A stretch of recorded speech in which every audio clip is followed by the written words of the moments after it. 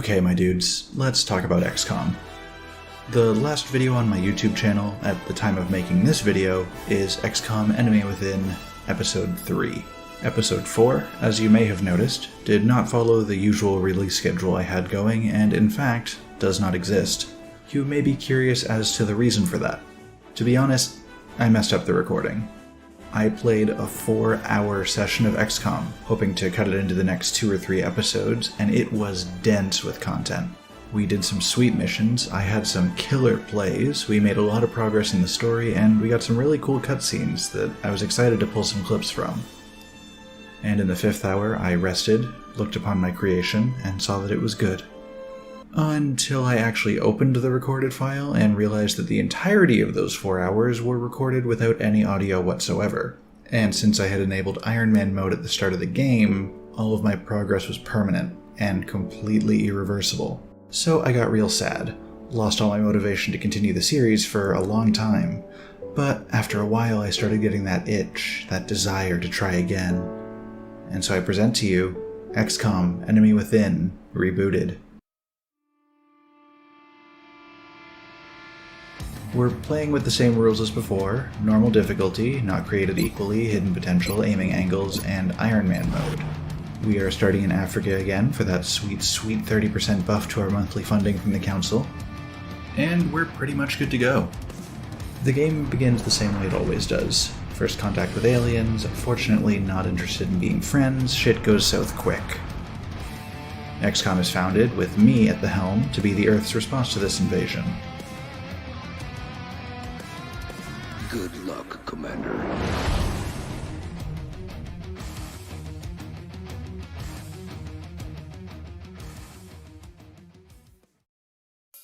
Our introductory mission, Operation Frozen Scepter, has us dropping into Cairo, Egypt to investigate the site of one of the initial alien attacks.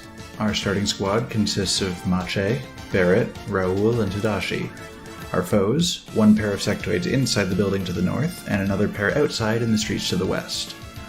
While Tadashi does take a few points of damage, the rest of the fight goes off without a hitch, a resounding success. Not much to talk about here. And with our first mission behind us, it's time to accept our promotions and see what home base looks like. From our starting squad, Barrett becomes a sniper, Raoul an assault trooper, and Mache a heavy. Tadashi didn't get any kills, so no promotion for him, just 4 days of recovery from his wounds. Since I'm no longer working from home and am now an on-site supervisor, I go around to meet with my team. Bradford, Valen, and Shen all introduce themselves as if I haven't started and restarted this game a dozen times before, and we get to work on preparing for a long and bloody war. I get the egghead started on researching xenobiology, as that's the first step towards progressing the story. As for the engineers, we get them to build us a medkit and start clearing space around the base to allow for future construction. Unexpectedly, we are immediately contacted by the Council with a special mission, extracting a VIP who was caught up in an alien attack. This throws me off a little, since we usually have at least 1 or 2 generic alien abduction missions to deal with before anything big comes up, but I'm not going to complain. This is going to kickstart our progress in a great way. We're going to be opening this save file with an extra 253 credits and a support unit 2 levels higher than our current best soldier.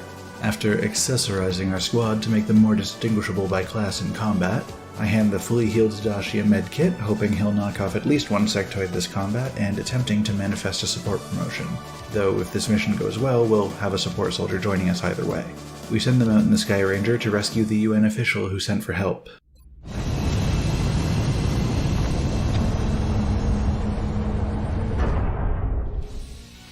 Operation Hot Pyre begins. We fight our way down the destroyed bridge, engaging with our first thin man of the campaign as Raoul rushes in recklessly. Luckily this works out for us, and we get to the VIP unharmed. There are a few sectoids further down the bridge, but we retreat quickly and get him to the extraction zone safely. I owe you one. Seriously. That's when we're informed that we'll still have to kill every alien on the bridge in order for the mission to count as a success. So we slowly make our way back to where we first found the guy, take out the 2 sectoids that were slowly pursuing us back up the bridge, and properly bring the mission to a close. Our second mission complete, and nearly flawlessly.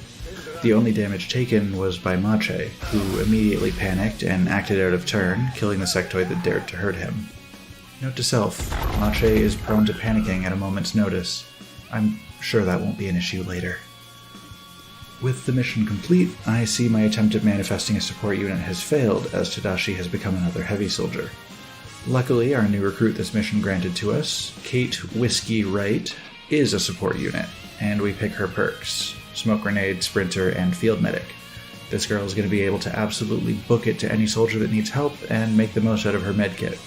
With Kate being a sergeant, we've unlocked the ability to purchase a few upgrades in the officer training school. We use a portion of the credits we earned in this last mission to upgrade our squad size to 5, as well as boosting the experience our soldiers get from killing an alien by 25%. This will allow us to promote soldiers a lot faster. We allocate some extra funds to the engineers so they can continue to clear space in the base, and we're presented with our first alien abduction missions. Since everywhere is still at minimum panic, we can choose our mission purely off of the reward we'll receive. We decide to help in Australia for the scientists, as boosting our research speed will be crucial given how much research we'll have to do to keep up with our foes.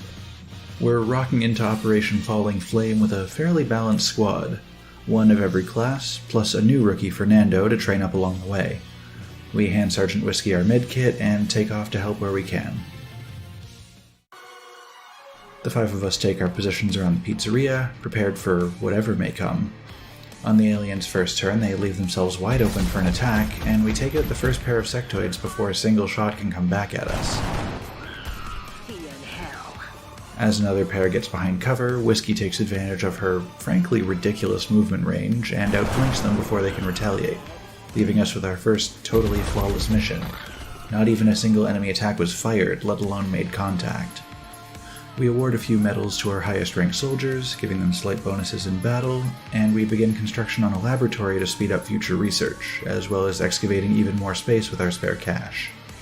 With our xenobiology research complete, we're given our next list of tasks by Dr. Valen. Research and build an arc thrower to befriend an alien, build a containment facility to house our prison guests, and bring an alien home alive to brutally interrogate, have a pleasant conversation with.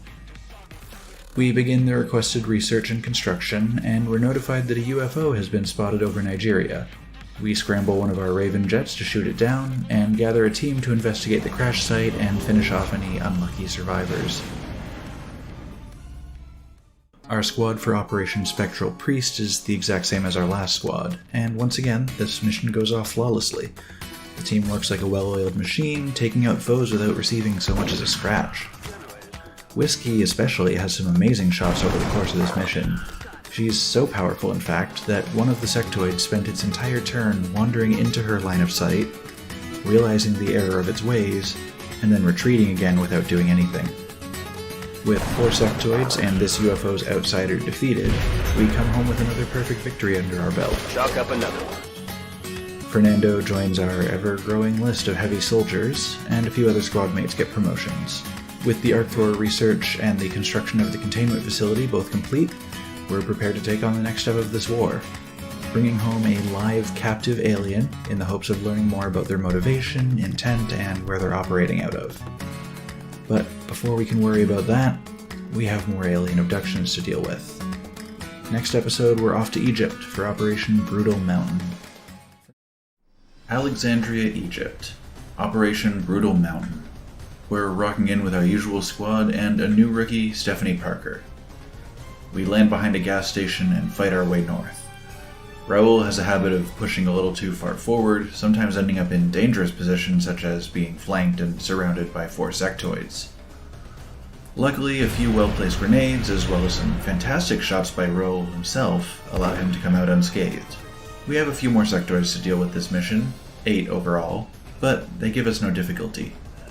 Raoul takes out half of them himself, with others taken down by explosives or by our new recruit Stephanie getting around behind them while they're distracted. With our 3rd flawless mission in a row complete, we take the gang home and accept promotions.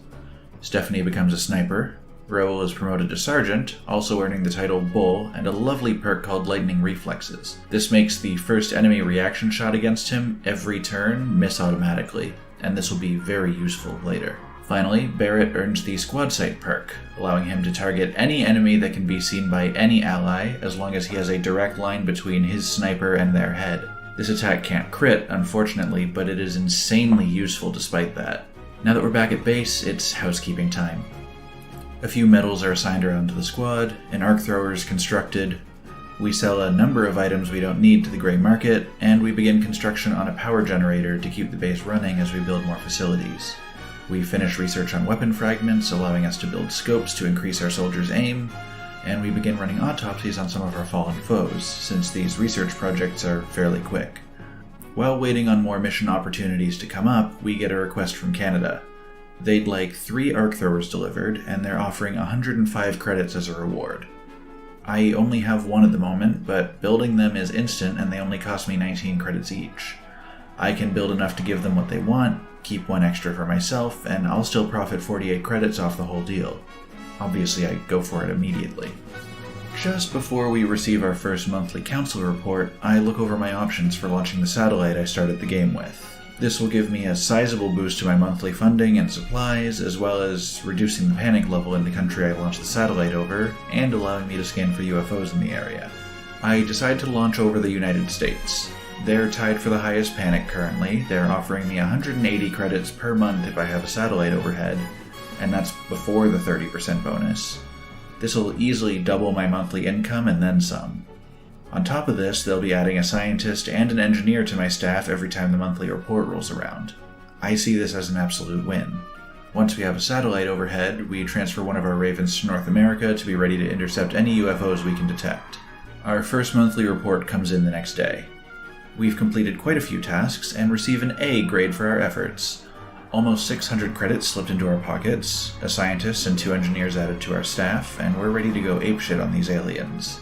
Our first order of business of the new month is to build a new satellite uplink facility and 2 new satellites. While our launch at the end of the last month filled us to capacity, this building will let us connect 2 more satellites to the network, plus an additional one as a bonus since it's built directly adjacent to another satellite uplink. The plan is to launch these 2 new satellites at the end of the month, much the same way we just did, to reduce panic in critical countries and increase the funds we have available to us. We build a scope to hand off to our snipers, we excavate more space in the base. We're nearly fully cleared out now, and focus on construction can begin after that. Overall, the research has been going great. In this break after the mission, we've researched weapon fragments, alien materials, sectoid and thin man autopsies, and now meld recombination. This last one is big. We've just unlocked the ability to genetically or mechanically enhance our soldiers once the proper facilities are built for it. With all of this great work completed, we have another UFO to take down. I think it's about time we had some action.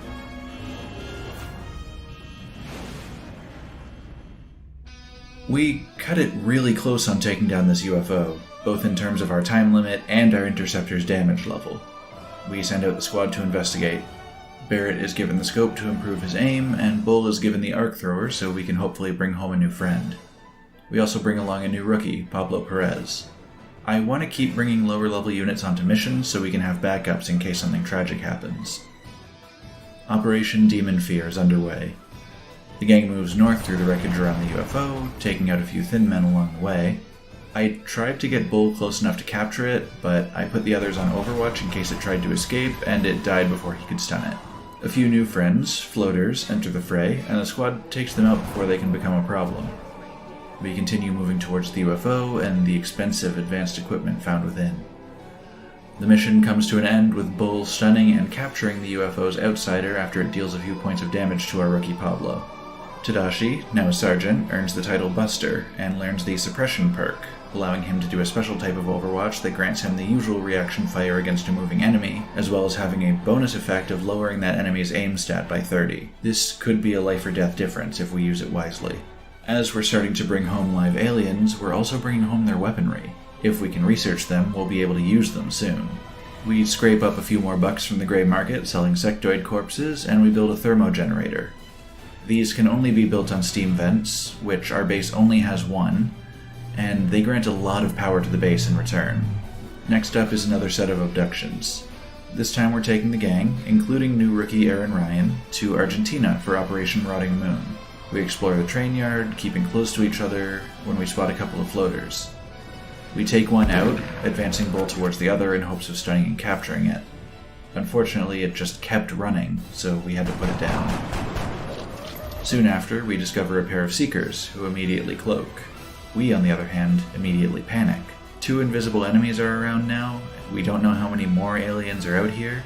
We keep everyone close together and on overwatch in order to react to their appearance. Barrett, trying to get a decent vantage point, startles another pair of floaters.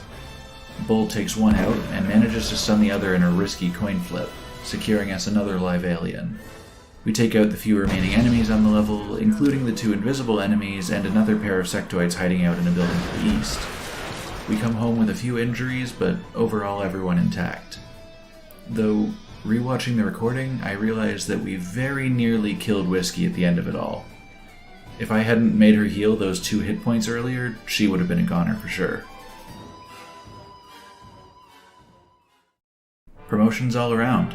Whiskey increases the effectiveness of her smoke grenades, doubling the bonus to defense when they're used. Bull gets the rapid fire perk, which lets him shoot 2 times at an enemy in 1 turn, but with a 15 aim penalty for each shot. Buster gets the heat ammo perk, giving him an extra 50% damage against robotic units, which, again, will be very helpful later. And finally, Barrett, having earned the title of Demon, gets the Damn Good Ground perk, giving him 10 additional aim and 10 additional defense against any enemy at a lower elevation. With the 200 credits we just earned from this mission, we excavate a little more space in the base, as well as purchasing the Rapid Recovery perk from the Officer Training School, which will have the time to recover from any future injuries and let our soldiers get back into the fight that much faster. Since Whiskey's injury is a pre-existing condition, our insurance doesn't cover it, and she still has to wait the 13 days, but this perk will start doing good work for us soon. I'm tempted to research beam weapons, but that'll take 10 days. I'm going to interrogate the floater instead, which only takes 4 days and will allow us to progress further in the story. I already have a live outsider shard, which would be the next step, but I can't research it until I've interrogated a proper alien and they've given us the hint on how to unlock its secrets. As this interrogation begins, we receive a special mission from the Council. A French military convoy has been attacked, and we're being sent out to investigate. If you watched my old attempt at XCOM Enemy Within, you may recognize this mission premise. You may also remember that I found a survivor on this mission, and very promptly made that title inaccurate. This is my chance to redeem myself. I can fix the timeline. I will fix the timeline. But that's a task for next episode. We've already done a lot today. Welcome to Operation Frozen God, a military convoy, ambushed with no clear culprit. Some signs suggest a human conflict, but hints of alien intervention have also been noted. XCOM is on the case. The squad for this mission: Demon, Bull, Mache, Fernando, and new recruit Aaron. As Bull takes cover from a pair of thin men on the rooftop across the street, Demon climbs to the top of the tallest building in the area to take advantage of his combination of squad sight and damn good ground perks. As Mache kills the first of the enemies, the other drops to ground level and hits Demon with a few well-placed shots, despite his cover and the additional defense bonus from being in an elevated position. This thin man is skilled. He'll make a perfect captive. As the others scatter for cover, Bull captures the thin man before we continue further north. We spot another thin man who rushes out of everyone's sight into cover, and as it fires a few shots at Mache, he panics yet again. But this time, without an enemy within his line of sight, he unloads a barrage of bullets in the general direction of Fernando. Luckily he misses, so no harm done this time, but I am desperately searching for a way to get this man's mental state under control. We find a few military bodies, killed by conventional human weaponry, but the alien presence here leads us to believe that there's more going on. As we make this discovery, our thin man decides to run out of cover, entering the line of sight of 4 Overwatch units at once. As Bull, Fernando, and Aaron all miss their shots, the game focuses on Demon, lining up a devastating sniper shot in an incredible slow-mo spectacle. Fuck. Bull takes a few points of damage as the unharmed thin man ducks into cover, and Demon makes up for his failures by taking it out with a guaranteed shot. Aaron advances to Bull's side to patch him up, and we continue to make our way towards the sole survivor of this 3-way clash between the military convoy, their human attackers, and the alien threat who seem to have caught both sides unaware. As Bull approaches the survivor, we spot one more thin man around the corner. Since he has a low chance to hit it anyway, I decide to try out his new rapid fire perk, which lets him shoot twice in return for a small aim penalty. This gamble works out as he kills it on the second shot. I make contact with the survivor, keeping the rest of the squad spread out along the path we're taking back to the ship so they can watch for alien reinforcements. On our first turn of the return trip, 2 more thin men enter the fray. The first is killed by our soldiers on Overwatch. The second landed on a rooftop just across the way from Demon, but luckily was still within his line of sight, so it was gone at the start of his turn before it could do anything. We move everyone closer to extraction. On the alien's turn, a sectoid and a thin man both drop onto the roof with Demon and enter Overwatch. He can only attack one of them this turn. Any movement will trigger a reaction shot, and staying where he is could be a death sentence if either of them survive to make their next turn. Demon takes out the bigger threat, the thin man, and stares death in the face as I try to figure out how to save him. Then it dawns on me. Bull took the Lightning Reflexes perk, which makes the first Overwatch attack on him every turn miss automatically.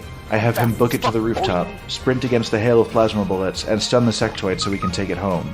That's 2 new alien captives this mission. The rest of the return trip is uneventful, but we successfully rescue the survivor this time. As promised, the timeline has been fixed. Excellent work, Commander. Thank you. Promotions from this mission have been well earned, I think. Demon, now a lieutenant, takes the Disabling Shot perk, which lets him fire a special shot that breaks the enemy's weapon, causing them to spend a turn taking the reload action before they can fire again. This could open up critical opportunities against tough foes in the future. Aaron becomes a support unit, and Mache, now a corporal, opts for the Bullet Swarm perk, allowing him to fire as the first action on his turn, and still leave his second action for movement, items, or a second attack if he wants. As we return home, I get the news that our floater interrogation has been completed. Dr. Valen suggests that we try to capture a live outsider from a UFO, and I remind her that we've already done that and it's been sitting in storage for weeks. She begins research on that, and we celebrate as our thermal generator finishes construction, giving us a lot of power to work with in the base. Making use of our current funds, clear space, and power allowance, I order construction of a genetics lab, foundry, and cybernetics lab. As we start these projects, our satellite uplink completes, and our outsider research completes as well. We get our next task: to create a skeleton key from the outsider shard, and use it to enter the alien base we discovered when we searched around inside its data. This is a task for another day, though. For now, we have some preparations to make before we feel safe enough to do that. We decide to go for a sectoid interrogation next, since completing it will give a 50% reduction in the time it takes to research beam weapons. We start that project immediately. Stronger weapons are going to be crucial if we want to continue fighting this war, as we've only gone up against the weakest of the enemy forces so far. More alien abductions to be looked at. This time in Japan, France, and Mexico. We opt to help out in Mexico, because on top of them having the highest panic of the 3 countries we're presented, ignoring them would raise the panic of every country in North America, which would mean Canada would be pushed to the maximum panic level and would be at risk of leaving the XCOM program at the end of the month. The 200 credits we get from this mission will also help fund the building of our new beam weapons once that research is done. We're bringing Demon, Bull, Mache, Aaron, and new recruit Jan for Operation Soaring Paramore. I don't anticipate it'll be too difficult with these 5. We explore the factory, finding very few signs of aliens over our first couple turns, but finally we come across a trio of thin men. We begin our battle with Demon taking one of them out from afar with Overwatch fire. As they take cover and Mache advances to get a better shot on them, he triggers a trio of floaters who also enter the fray. Now it's 5 on 5. As 2 of our soldiers miss their attacks, Bull running guns into cover with a full dash and takes out one of the thin men from afar with a critical hit. Demon takes advantage of his damn good ground and squad sight perks to take out one of the floaters with a 100% shot.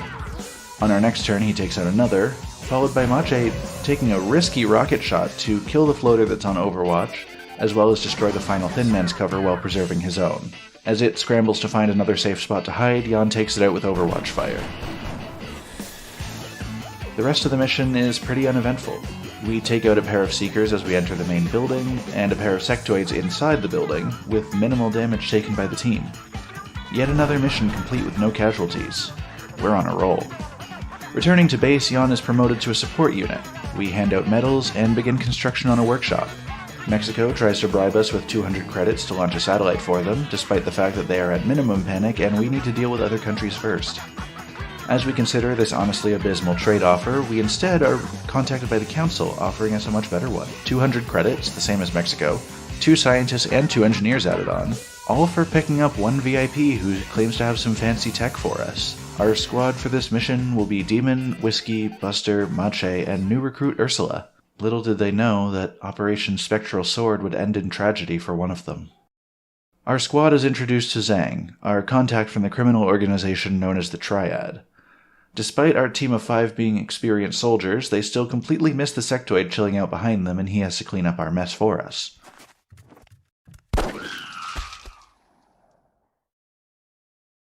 Not so different from killing a man. It won't take long for them to realize I'm missing, especially since I've got this thing with me.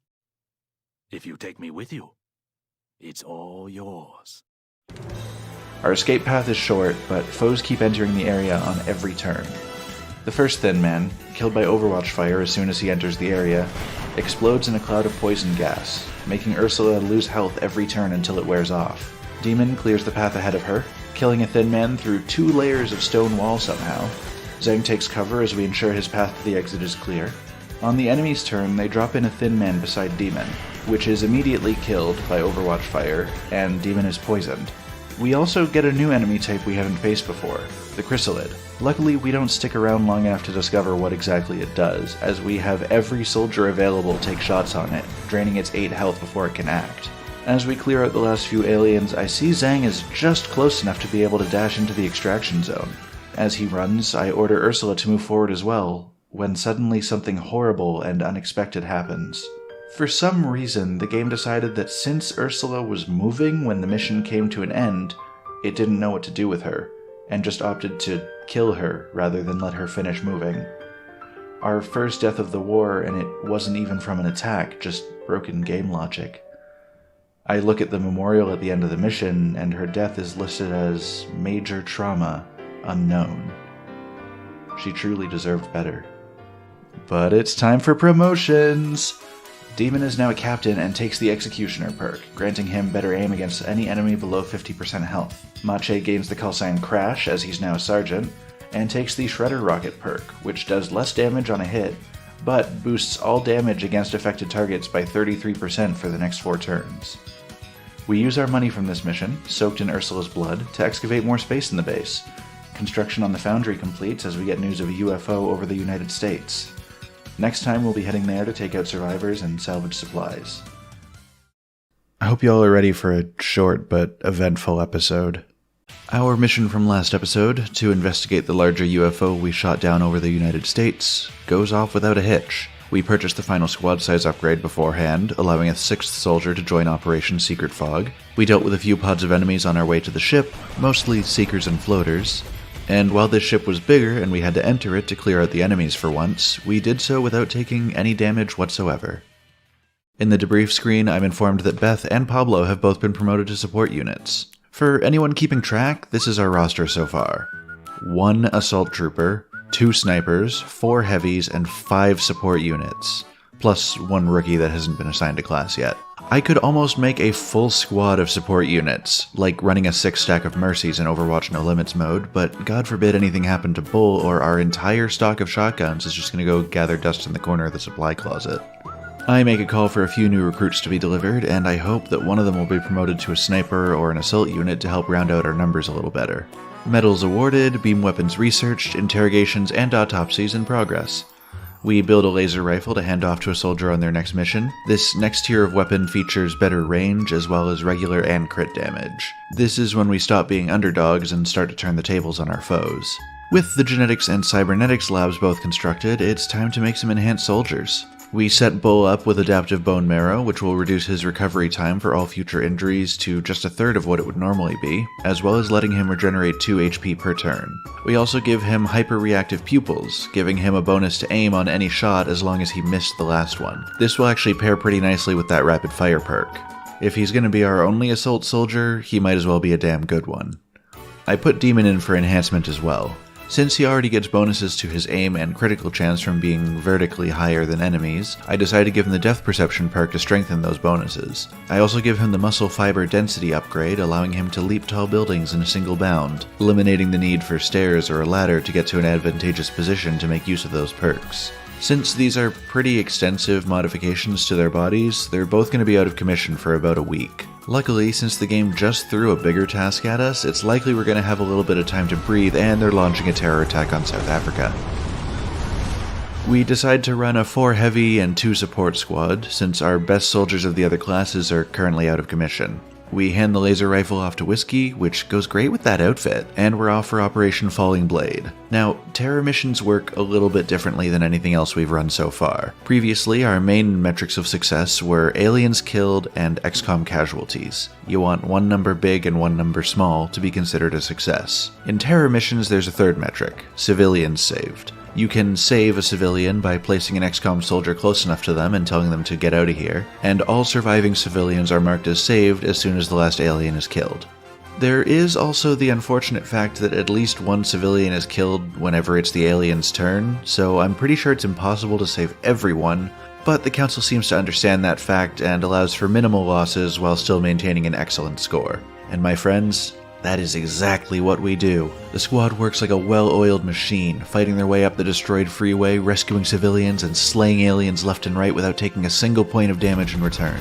4 floaters are dispatched without any difficulty, and even the 2 chrysalids that tagged along were slain before they could do so much as touch a civilian themselves. 4 people were unable to be saved, but enough were recovered that the Council still deemed the mission an excellent success. I even earned an achievement for earning an excellent rating in all 3 metrics. Apparently in all my XCOM attempts from the past, I had never done this well on a terror mission before. When we're home, it's time for more well-deserved promotions. Whiskey is a major now, nearly maximum rank, and gets the perk Deep Pockets, which gives her 1 more use of any item in her inventory. This would apply to grenades, medkits, anything. Fernando takes Bullet Swarm. Mache takes Rapid Reaction, which lets him take a second reaction shot while on Overwatch, as long as he hits with the first one. And Buster takes Grenadier, which allows him to take a second grenade in 1 inventory slot, as well as giving a damage bonus to a few specific types of grenades. With this mission complete, panic in all of Africa has been decreased, and in South Africa specifically, it's been decreased even further. This gives us a little more wiggle room when we're deciding who to give our satellites to at the end of the month. We get word that our scope upgrade at the Foundry is complete. This gives the scope a better aim bonus for any soldier using it.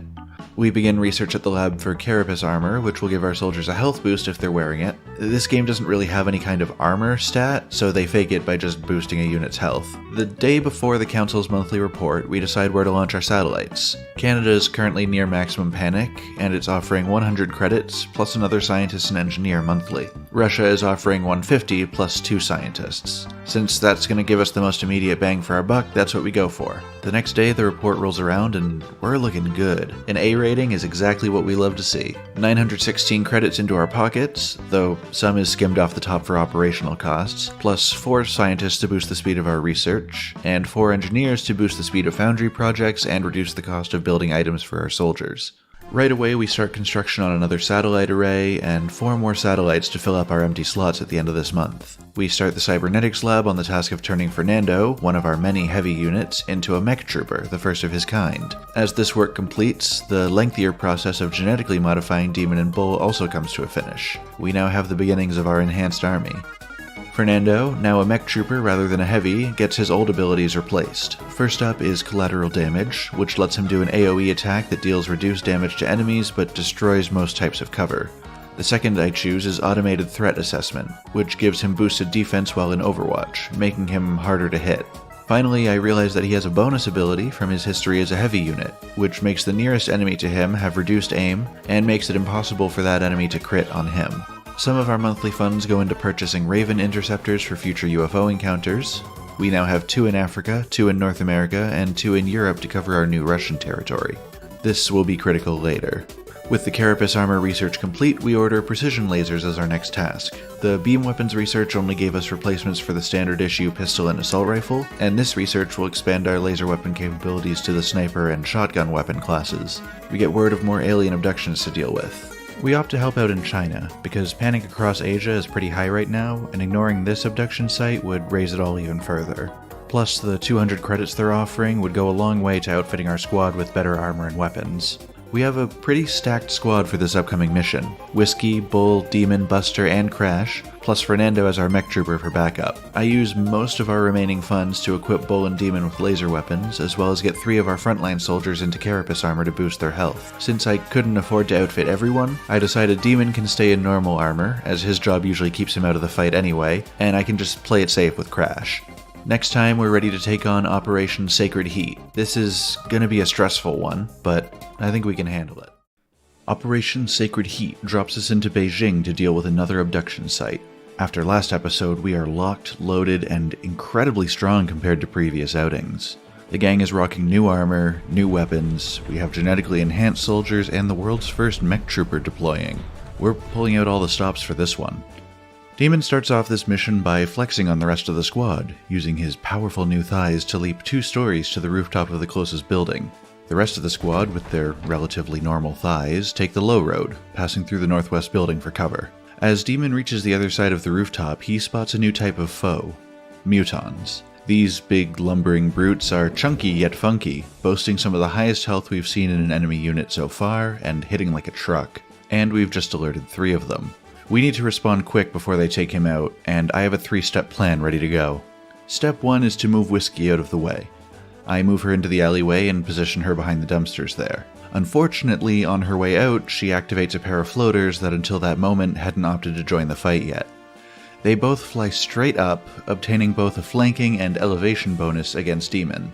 Step 2 is to open up a clear line of fire for our other soldiers.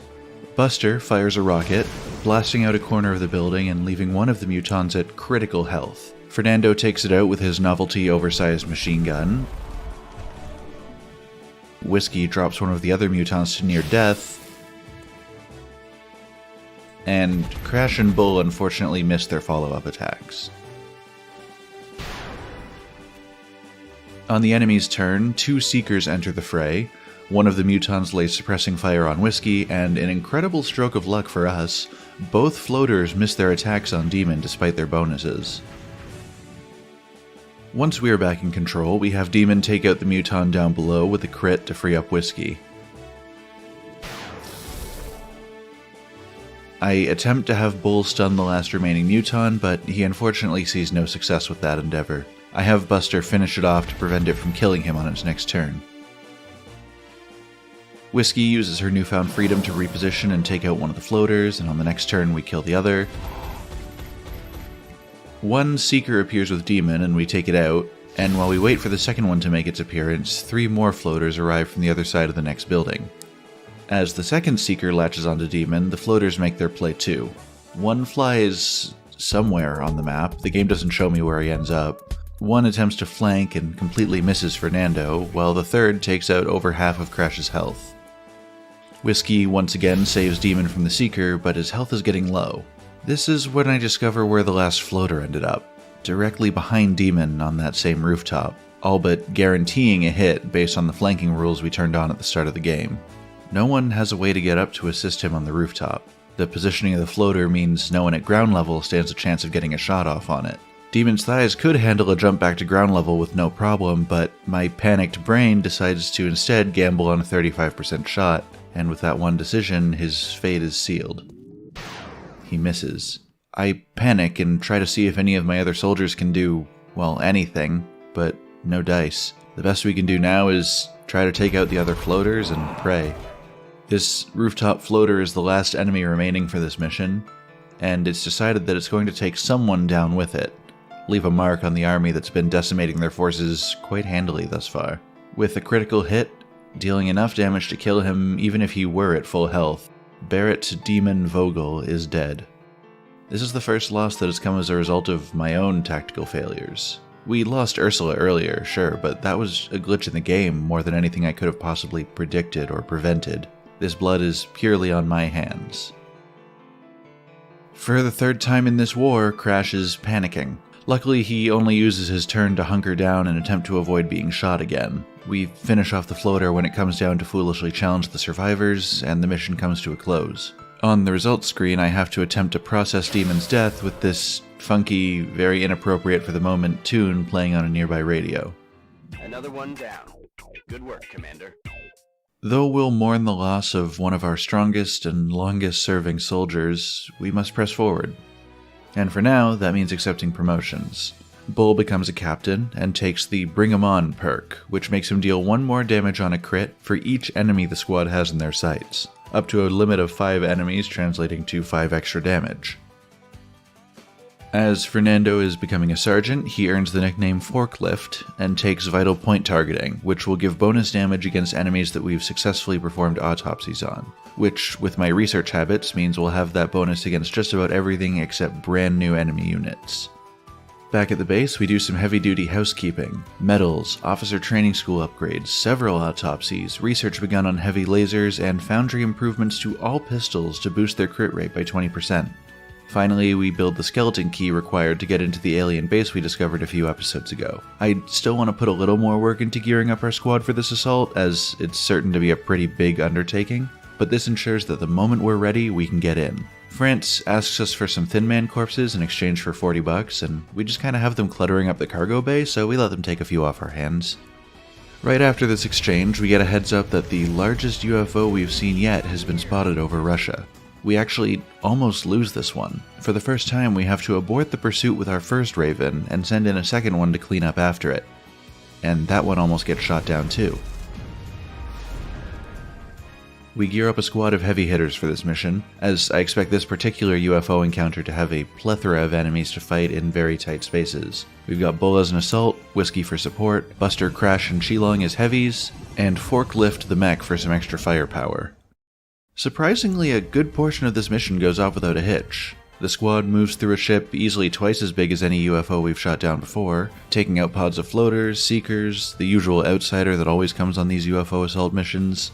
The only trouble we had this time was when Buster, moving alone through an area we had already explored, tipped off a squad of 3 mutons that we had completely missed, chilling just outside of the ship. They were in an incredibly obnoxious position to try and fight, but we bolstered our odds by dropping smoke, lobbing grenades in their direction, and taking incredibly risky rocket shots to both damage our foes and open up more spots to shoot them from.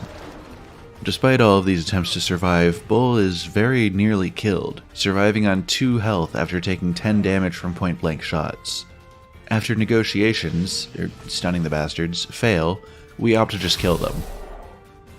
With these out of the way, we had Whiskey heal up Bull, and we went on to finish the mission with no casualties. Commander, the operation was a success. We sell off the damaged UFO parts we salvaged for 165 credits, and put the funds into foundry research for improved medkits, which will let them heal 50% more than they already do. As we figure out what the next steps are, the Council contacts us with a critical new mission. The device we got from Zhang a few episodes ago is a transponder, currently indicating that an alien battleship is approaching the planet. Shen believes we can throw it off course and lead it into a trap if we can deploy modified transponders to affect its landing site. It's time for a preemptive strike rather than a retaliatory one. Next episode, we're sending a squad on Operation Falling Priest. Today has brought us some tragedy, but despite the losses, we've also glimpsed hope for the future of humanity. When faced with ever greater dangers, we continue to prevail.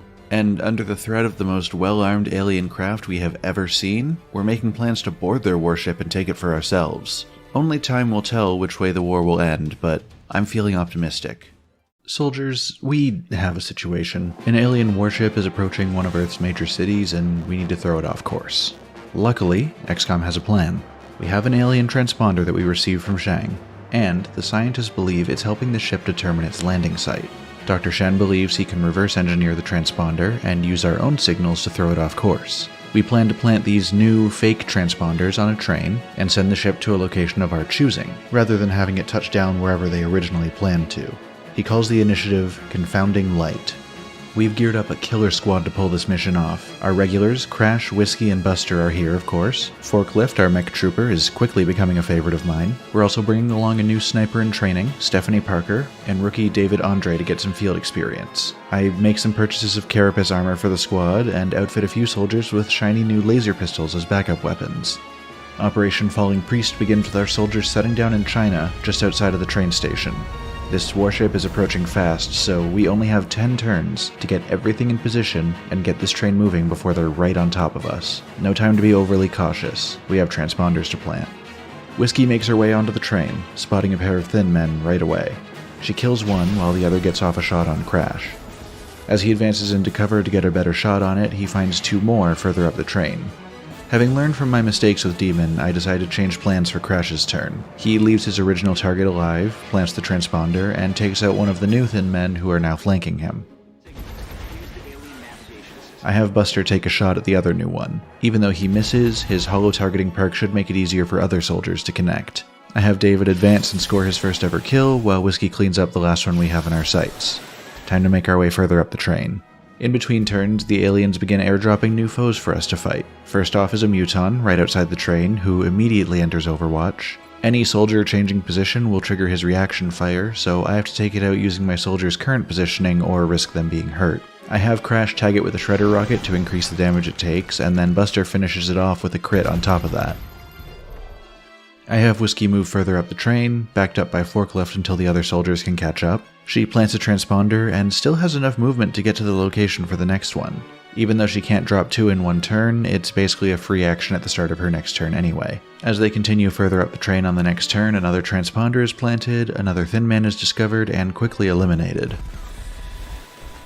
Another muton drops in and enters Overwatch between turns. I decide to move Forklift into a flanking position and risk the reaction fire, considering even a crit wouldn't kill him at this point and the mission is almost done now anyway. It pays off, with him dodging its shot and single-handedly taking it down. As Whiskey plants the last transponder, she finds one more Thin Man, and one more muton drops in on Overwatch on the enemy turn.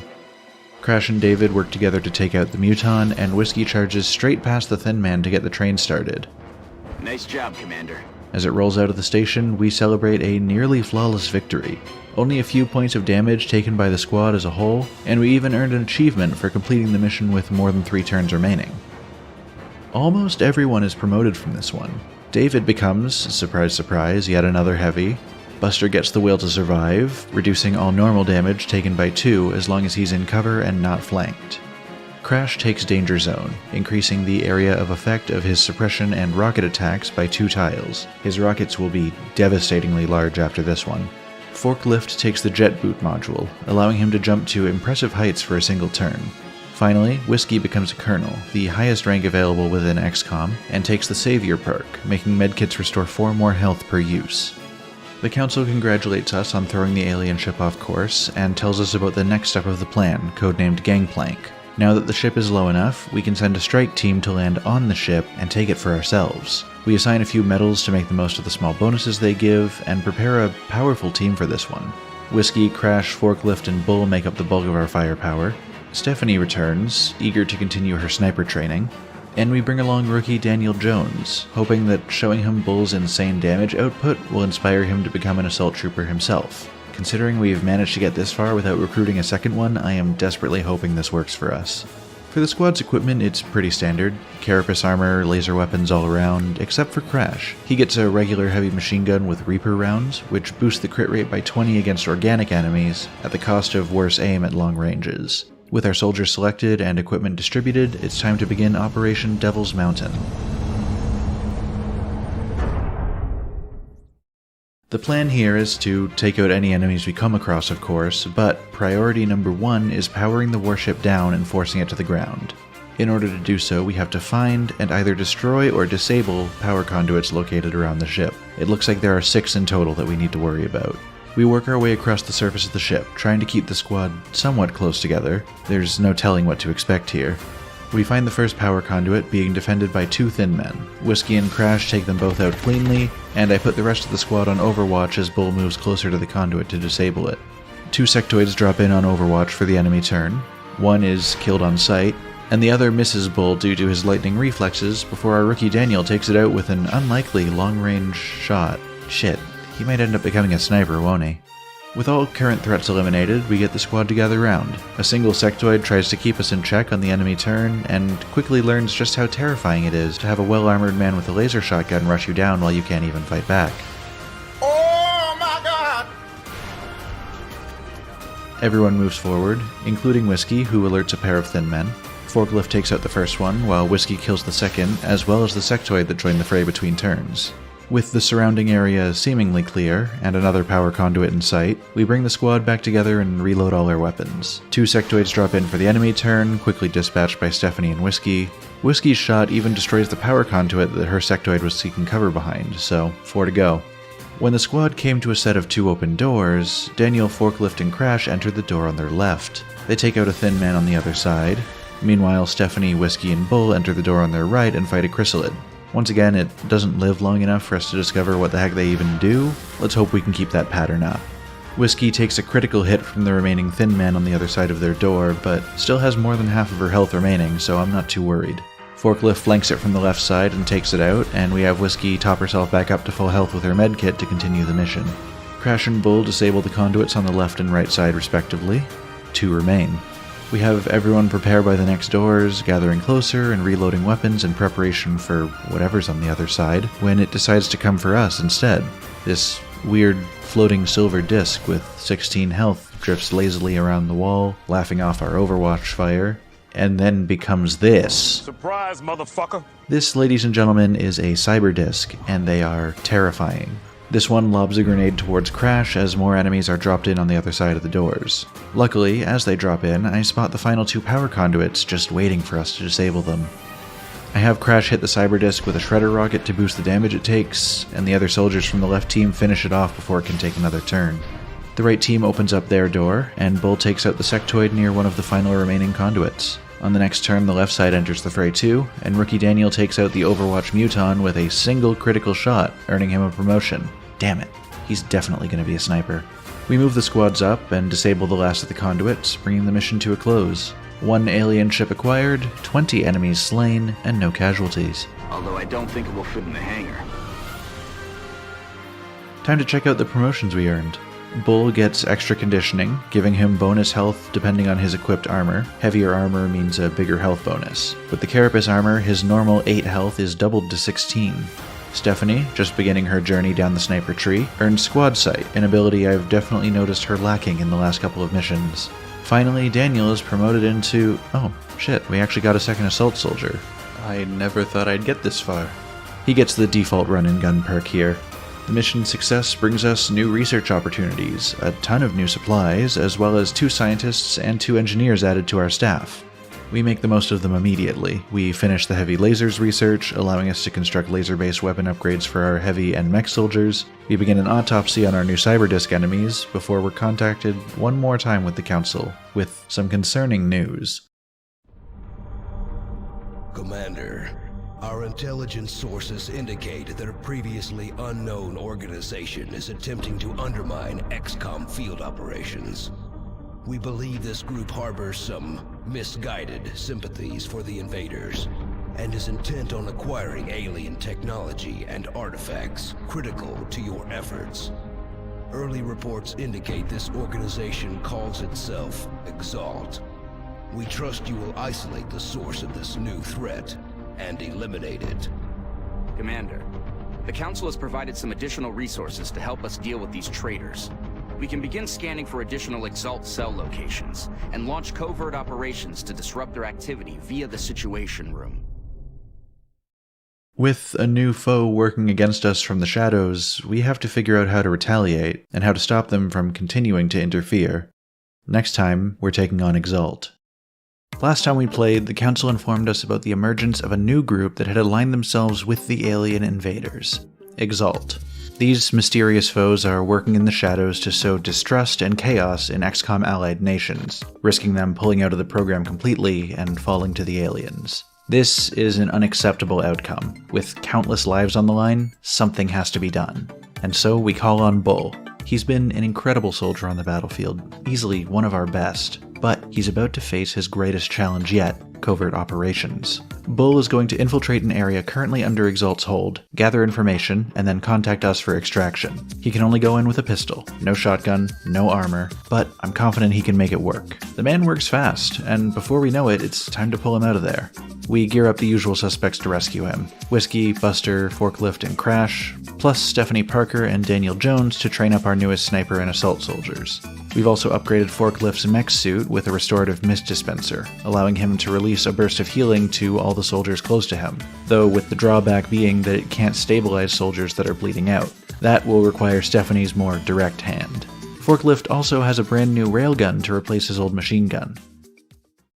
Operation Twisted Law begins. The objective, to defend the transmitter from Exalt forces until they've been wiped out from the area. Luckily, the enemy is unable to identify the transmitter for destruction until they capture the encoder's area for 3 turns. This gives me a lot of wiggle room to work with. We rush our soldiers towards the encoder zone until we come face to face with our first Exalt soldiers, who are admittedly quite sharply dressed. I'd maybe lose the bandanas, but that's just me. You know what, this doesn't matter, it's not a fashion game. Dr. Valen comments on their appearance, noting that their features don't look quite perfectly human, and they may have been upgraded with alien genetics. Forklift gets to try out his fancy new railgun, dealing 9 damage in one shot and absolutely obliterating the first of these enemy soldiers. Whiskey damages a second one, leaving it at 2 health, while Buster lays down suppression fire to dissuade him from attempting to move. As Crash kills the third soldier, I move Bull up in the hopes of stunning and capturing one of these guys for interrogation. Unfortunately, the last remaining one decides to try and make a break for it, and Buster's reaction fire kills him immediately. It's actually fine though, because at the end of the enemy turn reinforcements arrive, and one of the new soldiers takes cover in the exact same place, behind the exact same car, right before it blows up and leaves him at 2 health, so we're right back to where we started, I guess. Bull's attempt to stun this soldier fails regardless, and I don't want to risk him taking any damage right now, so we have Whiskey just kill him and resolve to try again later. For now, we'll keep moving soldiers towards the encoder. I decide to move Forklift, Crash, and Daniel to the roof to deal with enemies there, leaving Bull, Buster, Whiskey, and Stephanie on the ground floor to deal with the reinforcements before they can even attempt to get to the roof. As waves of soldiers descend upon us, the squad works with incredible efficiency. The ground floor and rooftop teams work together in harmony, distracting and taking down soldier after soldier. It seems like for all the hype they got, these guys are just basic dudes without any special Wait, what? One of them has taken out a medkit and healed himself. The support unit? Another one takes a rocket launcher off his back and wounds both Forklift and Daniel, and that confirms my suspicions. These guys have the exact same classes as our soldiers. A dark mirror reflecting back on us, showing what we could have become in a darker timeline.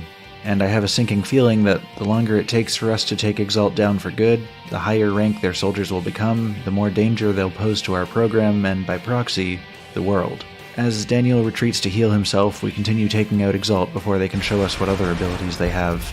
Bull successfully stuns their medic, securing us a captive to take back home. It turns out these guys are so dedicated to their cause that they would rather off themselves than risk leaking any information by being captured. We spend the next few turns wiping out the rest of their soldiers, while also witnessing some of the iconic XCOM bad luck, but happening to the enemy for a change. In the end, with 16 Exalt soldiers dead, not a single turn lost on the encoder defense, and only 2 soldiers out of 7 even taking damage, Operation Twisted Law comes to a close. Promotions first, Forklift takes expanded storage, allowing extra uses of his restorative mist per mission, as well as boosting the ammo capacity of his railgun by 50%. Crash gets the will to survive, man am I jealous, and Stephanie, now nicknamed Solo, takes the damn good ground perk. With this covert op complete, Panic in France has been reduced, we've earned 150 credits, and we've determined that Exalt's main base is not located in a country that has territory in the Arctic Circle. This rules out the US, Canada, and Russia, but there are still too many variables in play. We'll need to run additional operations to find out for sure. As soon as we're back, we hear word of a large scout UFO that's touched down in Canada. We send out the same squad to clear it out, replacing the injured Daniel with Bull, fresh off his infiltration and back in full gear. Operation Unceasing Profit actually goes off pretty much flawlessly. Aside from Crash panicking when a muton yells within earshot, we really need to do something about that anxiety of his. We fight thin men, sectoids, floaters, mutons, and the outsider without much resistance at all. Bull manages to both stun and capture our first ever muton, as well as pull off this unexplainable shot on a sectoid. Regardless, mission complete, with 11 kills and only minor injuries on Bull, not even enough to require rest. Bringing home a live muton not only allows an interrogation, but it gives us our first chance to bring home the equipment they carry. As with every other alien unit we've faced so far, their equipment self-destructs when they die, but if they're taken alive, it can be salvaged. Amongst this equipment is an alien grenade, which acts the same as the regular frag grenade we've been using, but deals 5 damage instead of 3. More alien abduction sites come up, and we opt to go to Japan as they have the highest panic level out of the 3 options presented. We bring the usual gang and clear Operation Shattered Shroud just as handily as the last one. I even take out the last enemy with a blind grenade throw into an area I wasn't even sure they were still hiding in. Chalk up another one. From this mission, Solo becomes a lieutenant and takes Disabling Shot, following once again in Demon's footsteps. Bull, now a colonel and deservedly equal rank with Whiskey as our top soldiers, takes Killer Instinct, which gives him 50% more critical damage after he activates Run and Gun. This man will be a deadly force with all of his crit-based abilities and equipment. I award the Council Medal of Honor to Crash, honestly valuing the will bonus more than the aim one, considering how prone he is to panicking at the slightest inconvenience. We buy the new guy perk from the Officer Training School, which makes all recruits automatically the lowest rank of a random class rather than join as a classless rookie. We ask for 6 new soldiers to bolster the ranks and hopefully round out our class numbers. We'll see how successful we are when they arrive. With the Council report incoming at the end of this week, and much of the world succumbing to panic, it's time to launch some satellites to calm down the people and boost our upcoming monthly funding. We decide to launch over South Africa, Egypt, India, and France, doubling our previous number of active satellites.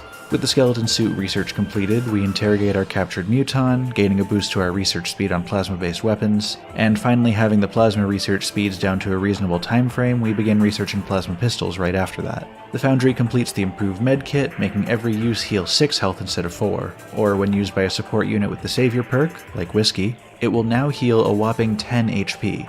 With an eventful week under our belt, we receive the Council's report for this month. Between all our covered countries, we're supplied with 7 scientists, 7 engineers, and nearly 1,300 credits to do whatever we want with. We are extremely impressed with the progress of the XCOM project thus far, Commander. Our first order of business is to purchase extra Raven interceptors for the new territories we cover. We now have satellites over at least 1 country on every continent, so I want to have 2 Ravens for each continent as a starting point. I start the Foundry on a couple new research projects as well. First up, ammo conservation, which boosts ammo capacity for all weapons, going so far as to double them for some soldiers. Tactical rigging, which allows soldiers to bring a second grenade, equipment, or utility item into battle. And finally, we take that single alien grenade we were able to safely salvage from our muton captive, and begin carefully researching it in order to make this more damaging one the new standard grenade for all of our soldiers. I clear out more space in the base, nearly completely open for construction now, and save some funds for building power stations. Once the plasma pistol research completes, we also research Illyrium, which will allow us to make Illyrium generators that supply a massive 30 power to the base, compared to the regular power generators which give 6. This research is disrupted by Exalt, sending us back 2 days of progress, but revealing another one of their operations out of Egypt. It's time to send Bull back in, and see if we can learn more about where their main headquarters are. While we wait for him to snoop around, we'll send the gang out to deal with another alien invasion site in Brazil. Next time, we'll take on Operation Unceasing God. Welcome to 2023, guys. As a heads up, I was trying to have this series releasing weekly, but I feel like there's too much I'm taking on to make that schedule work consistently. Because of that, I'm changing XCOM to release every other Wednesday for now, and I plan on putting out a video by the end of January talking about the other things I'm taking on and my goals for the year. But for now, it's XCOM time. Operation Unceasing God. Our soldiers are fighting their way up a bridge to take out a contingent of aliens. This mission was almost completely unremarkable, actually. We cleared out enemies quickly and without any XCOM casualties, though we did have a concerning encounter with a brand new enemy type, the Mechtoid. These guys are terrifying. Big and fast, dual-wielding plasma turrets, a high health pool, and the ability to be shielded by nearby sectoids to boost their health even further. We were lucky enough to have the whole squad able to come together to take it out, before mopping up the last few stragglers and coming home completely unharmed. With this mission complete, I begin promoting Daniel along the defensive side of the assault class, since Bull is already so hard on the offensive. All of our new recruits we ordered last time come in as well, with a healthy spread across all the classes. Finally, as a reward for this mission, Brazil sends us Victor Vega, with the call sign Vampire. That's a lot of V's. He's a sniper, and he's starting at Captain, our highest ranked sniper yet. I picked the following perks for him. Snapshot, allowing him to fire the sniper after moving at the cost of a 10 aim penalty. Gunslinger, increasing his pistol damage by 2. Battle Scanner, a throwable that acts as a new source of sight for the squad. And Executioner, giving him an aim bonus against targets lower than half health. We get the scientists to autopsy the Mechtoid now that they're done researching Illyrium, and we follow that up with research on the light plasma rifle. The Foundry completes their work on the alien grenades, making these higher damage ones the new standard issue grenade for XCOM, right in time for Bull's extraction mission. The gang is packing as they head out to rescue everyone's favorite little shotgun gremlin.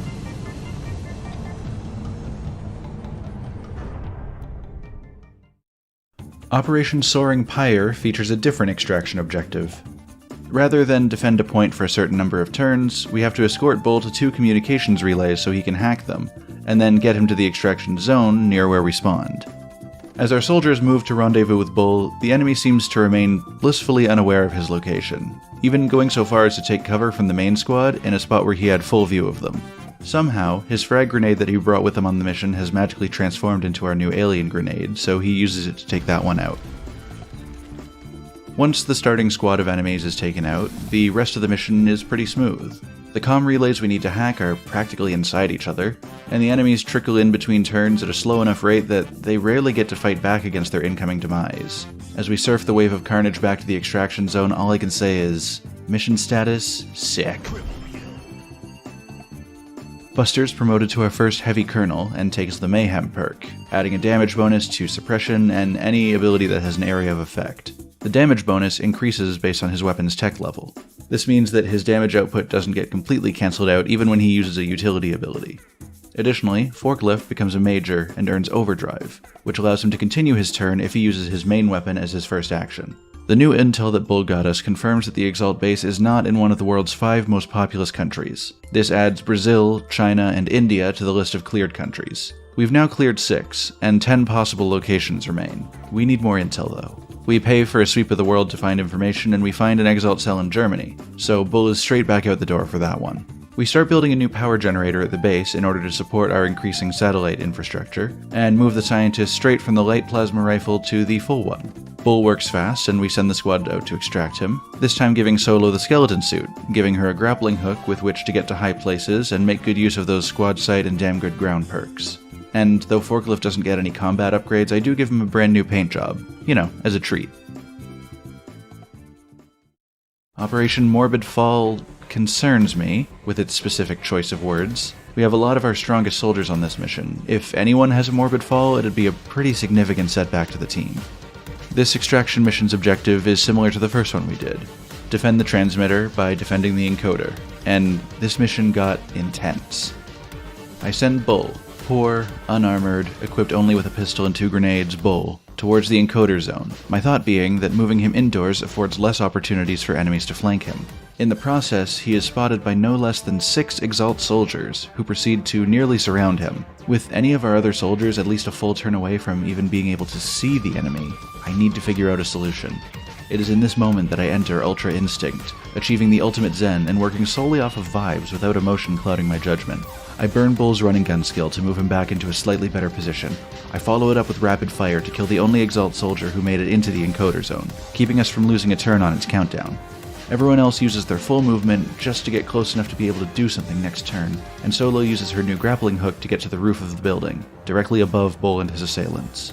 On the next turn, she drops a grenade from the roof to damage 2 more of the Exalt goons as well as destroy their cover. This offers a clear line of sight, allowing Whiskey and Bull to take them out, keeping the encoder zone enemy-free for another turn. On the enemy's turn, more Exalt troops show up, blissfully unaware of the transmitter, only meters from their location. Instead of looking behind them, they'll soon charge across the parking lot to challenge us at the encoder. Bull, once again proving how powerful he truly is, takes a 100% hit and crit shot, taking out an Exalt soldier from full health with a sidearm. The squad has collectively killed 4 enemies so far, and Bull is responsible for 3 of them in as many turns. As Buster suppresses another soldier, I realize just how strong that Mayhem perk is. It doesn't add damage to the Overwatch shot that might be taken if he uses suppression. He automatically damages an enemy upon initially suppressing them, even if they don't trigger anything past that. This will be fun to use later. I rush Forklift out to offer support. He takes 2 damage from an Overwatch shot before returning fire on that soldier with a single slug that just straight up kills him. As we take out the last of the soldiers from near the encoder, the ones from the other end of the parking lot start to arrive, as well as a few more new arrivals near where we started the mission, meaning that we have to watch behind ourselves now too. I move a few soldiers back to the entrance of this room while the others clean up ahead of us. Crash uses his frankly ridiculous rocket blast radius to damage one of them to near death, just for Solo to take him out with a shot that would have killed him from full health anyway. Bull double taps another soldier who is attempting to flank from the northwest, defending his healthy lead in the KD department. As the enemy's final, sad attempt to send out reinforcements is put into motion, I have brief flashbacks to a previous sniper's grisly end. An enemy unexpectedly dropping in on the roof behind a soldier that was, before that very moment, completely safe from harm. Luckily, Stephanie Solo Parker has heard the stories of the demon. She was prepared for this possibility, and she eliminates the enemy without a moment's hesitation, landing a crit for 12 damage. The most damage I believe we've ever done in a single shot during this war, by the way. As Daniel approaches one of the final foes, he triggers an ability of theirs that we haven't seen before, covering fire. This allows a soldier to use their reaction to fire first, before an enemy can take aim at them. As Daniel is aiming his weapon, the enemy soldier fires wildly in panic, missing every shot, knowing what fate awaits him, before Daniel lets out his inner Jackson Pollock on the wall behind the man. With a shredder rocket and a grenade, the final foes are eliminated. 16 foes defeated this mission, 5 of them by Bull's hand, and we discover that the morbid fall in question was that of our foes. Solo takes Executioner for her promotion, and Daniel, who earns the unfortunate nickname of Septic, takes Lightning Reflexes to further boost his survivability. This mission's intel confirms that the Exalt base is not in an English-speaking country. This rules out the United Kingdom and Australia, lowering our number of suspects to 8. We're now given the option to attempt to raid the Exalt HQ by choosing a country to accuse of harboring them, but I want to narrow it down a bit more before we start wildly throwing accusations around. Back at the base, we finish the plasma rifle research and start the scientists on Titan armor. We get a few satellites built for later, and we build and attach new laser cannons to some interceptors in North America and Asia. This will make it easier to shoot down any rogue UFOs we spot flying around our planet. Speaking of, a small one has just sent down in India. We send out the gang to investigate, and they're back before we know it. The most notable thing to happen in Operation Crystal Giant is that Whiskey got to be the first to try out the new light plasma rifle that we pilfered from a Thin Man a while back. Oh, and that Solo got this incredible shot all the way from our spawn point to the center of the enemy ship.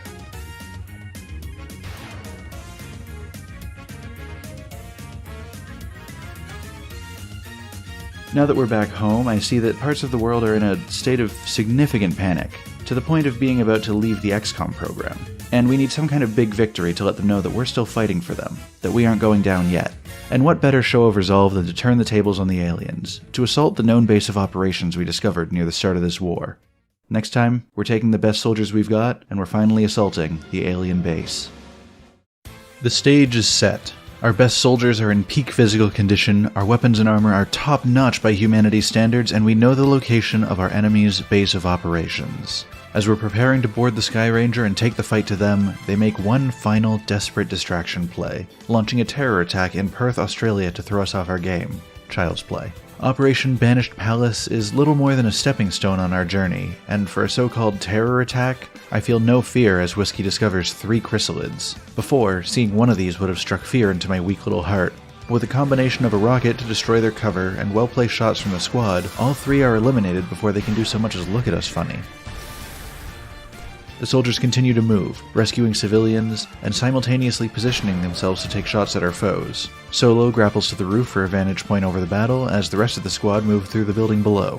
More chrysalids enter the fray to join the floaters we're already fighting, and once again are a piece of cake to eliminate. Forklift's railgun is strong enough to take one out in a single shot from full health, so long as he actually connects with it, and Crash's heavy machine gun actually shoots through this chrysalid somehow to take out the floater on the other side of it. You know what, not what I planned on, but we can make it work. As Whiskey rescues a few more civilians, she reveals a cyber disc, with another smaller robotic unit hovering alongside it. These are drones. Though they aren't much of a direct threat on their own, with weak plasma blasters and only a few points of health, they have the ability to restore health to robotic units like the cyber disc and the mechtoid, making them really annoying if you leave them alive. I have Bull dash fully across the building, using running gun to ensure he can still shoot. Once the cyber disc is in sight, I use rapid fire to take 2 70% hit, 90% crit shots at it. He hits and crits with both, of course, dealing 50% more damage than it has health, and taking it out immediately. As Solo takes out its companion drone, the terror attack comes to an end, with only 1 civilian killed out of the 18 in the area. As Crash becomes a colonel, he takes the Rocketeer perk, allowing for 1 extra standard rocket per battle. This pairs well with his ability that boosts their blast radius, allowing him to deal huge burst damage in an extended area multiple times per combat. Solo earns the Low Profile perk at her major rank, making half cover count as full cover for her. None of our A-team were hurt in the last battle, so it's time to take on the alien base, to show them we mean business. Operation Lazy Grave opens with a message. This mission cannot be aborted. Once our soldiers are in, they either succeed or die. No chance to retreat to an extraction point and evacuate if things go sideways. As we drop in, we're confronted with stasis pods holding some of the alien abductees. We don't know why they were taken, or if we can even help them now, so the best we can do in this moment is advance and take out the base's leadership. The first foes we encounter are a pair of mutons, one of which is dispatched immediately, while the other understandably retreats from a 6v1, hoping for better odds in the future. For some reason though, he comes back immediately and gets insta-killed by Forklift's Overwatch on the next turn. We take out a few floaters and drones before moving on. So far, a total of 7 enemy units destroyed without a scratch on any of our soldiers. This team has trained together for months at this point, being able to cover for each other and work together flawlessly. In the next room, we're challenged by more drones, as well as 3 chrysalids and a sectoid-mectoid pair. I have Whiskey and Solo take out the drones, and I ask Buster to fire a rocket at the 3 chrysalids. With his Mayhem perk boosting rocket damage, the single rocket should be enough to kill all 3 of them from full health. Unfortunately, rockets do have a 10% chance to not go straight towards their targeted area, and this is the one time that Buster has ever fired off course. Luckily, it doesn't hit anything close to our allies, and it still takes out 2 of the chrysalids, but it does throw my plans off just a little bit. Luckily, Solo can take it out, and she's just reloaded and ended her turn. I thought I was making sure she was on her sniper rifle, but apparently if you click a weapon that they already have equipped, they take that as a command to reload with no chance to confirm your choice. I have Forklift take out the last chrysalid instead, and I have Crash send a shredder rocket to kill the sectoid and make the mectoid more vulnerable to any other damage. With a run-and-gun rapid-fire combo from Bull, the final foe from this group is taken down, clearing a full room of enemies without giving them even a chance to damage us back.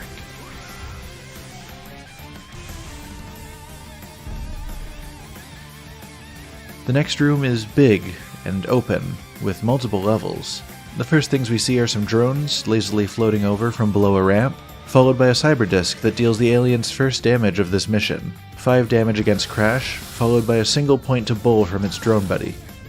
Bull's retaliation is a tried and true pair of rapid-fire shots at the cyber disc, dealing 25 damage across 2 crits and taking it out completely. I have Forklift stand by our pair of wounded soldiers and use his Restorative Mist healing ability to bring them both back to top form. A pair of mutons charge into the fray, one of them taken down by Overwatch fire before he can reach his destination. As Solo grapples to the upper level to get a good vantage point, Whiskey takes out the second muton with a point-blank plasma headshot. As the squad moves up the ramps to the upper level, we spot our final foe, a sectoid, but this one's a little different from the ones we've fought before. He's alone, his health pool is over 3 times as large, and his head is swollen and glowing. This is a sectoid commander. The name will make sense in a moment, I promise. As he stays in cover, we begin to advance. Then he uses his psionic powers on Solo, mind-controlling her and turning her into an enemy unit temporarily. Kill them all! Luckily, the last thing I did with her was equip her pistol so she could attack an enemy after moving, so she doesn't have access to her most damaging abilities, and our defenses can handle shots from her. I move my soldiers so they have cover from both the sectoid commander and Solo, and I put Forklift out in the open so she'll take her easy shots at the bullet sponge, rather than risk taking down my squishier, fully human units. Meanwhile, I have Bull book it towards the commander. This is a new specimen, seemingly the leader of this base, and it would be incredible if we could take it home with us. I get him to take a pistol shot at it to lower its health to stunnable levels, but he misses. When it turns its psychic powers on him to make him panic, he takes a shot at it again and crits, leaving it at only 2 health. Task failed successfully, I guess. After a bit of cat and mouse with Bull advancing and the commander retreating, we finally reach a point where he's close enough to stun it. As the sectoid commander falls unconscious, Operation Lazy Grave comes to a close with 22 aliens killed and 0 XCOM casualties. Central, this is Big Sky. The rubber's on the road and the kids are in the back seat. Roger that, Voodoo 3-1. See you inside. Central out.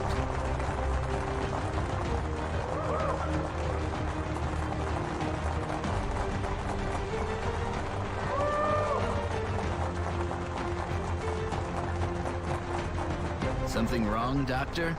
Don't you think a victory celebration is a bit premature at this juncture? We just neutralized their central command. We've got no other alerts on the entire system, and we took out their leader. In my book, that's a win, Doctor.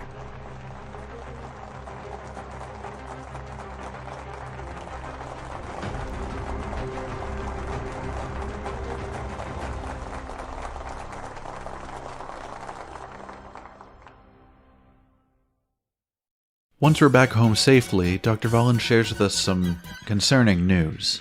The artifact we brought back from the alien base seems to be a communication device, allowing the base to speak to some higher power. We'll need to research it and our new captive in order to fully grasp how it works. This mission did indeed lower panic worldwide as I hoped it would. Now, every country except the United Kingdom is at minimum panic, and the UK itself is no longer at risk of withdrawing from XCOM entirely. Back at the base, things are calm for a bit. We get a request from France for plasma pistols, offering us nearly 900 credits for 4 pistols, which take us only 80 credits each to make, plus a small number of materials that we have in abundance. This is nothing but profit, so I'll be answering that request as soon as we have the funds. We took care of one more alien abduction mission, Operation Secret Jester, which was easy compared to the last mission. Forklift becomes our first and only mech colonel from this, and takes reactive targeting sensors, allowing him to fire back at the first enemy that attacks him each turn. We finish our research on Titan armor, and we quickly follow it up with drone autopsy and the sectoid commander interrogation. Panic in Argentina jumps to a maximum just before the monthly report, resulting in them leaving the XCOM project. This is probably the work of Exalt. If we can't take them out soon, this will continue to happen, and we can't afford that. We send Bull out on another covert op in order to reveal more info for us. We build some Titan armor and plasma rifles, and get the foundry started on a few pistol upgrades, increasing aim and maximum damage on all types of pistol. We send our soldiers out to clear out a UFO landing site in Operation Swift Dirge, which once again is almost entirely uneventful, save for encountering a new enemy type, the Berserker, a more dangerous breed of muton. They're harmless once we have them on the autopsy table though, so we bring his body home with us for that purpose, along with the body of another sectoid commander for further research. We bring Bull back home with Operation Twisted Star, revealing the most hilarious piece of XCOM intel yet. I shit you not, the Exalt base is in a country you can play in Civilization 5. This eliminates Nigeria and South Africa, meaning that our last options are Mexico, Egypt, France, Germany, and Japan. I have a 1 in 5 chance of being correct if I accuse a country of harboring Exalt, but if I'm incorrect, they'll withdraw from the XCOM program entirely, and we can't really risk that right now. We still need more intel. Whiskey earns the In the Zone perk, making it so that killing a flanked or out-of-cover enemy with her sniper does not cost an action, meaning under the right conditions, she can fire until her sniper rifle is completely empty in a single turn, and then finish off by reloading to be ready for next round. We sell off some supplies we looted from our alien base and UFO missions, and we begin construction on...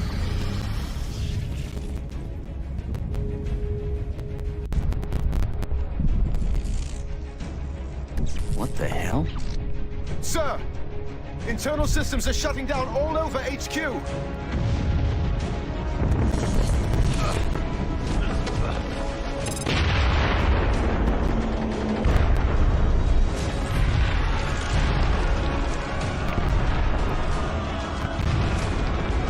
This is Central. Security status red. Repeat.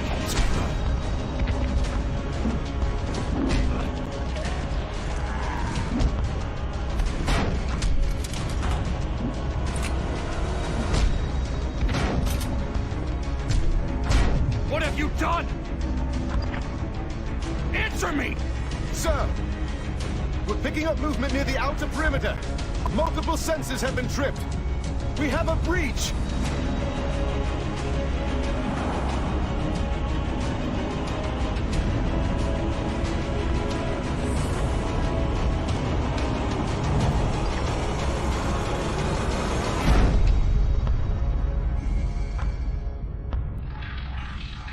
Next time, we make what may be our final stand against an alien counterattack in Operation Ashes and Temples.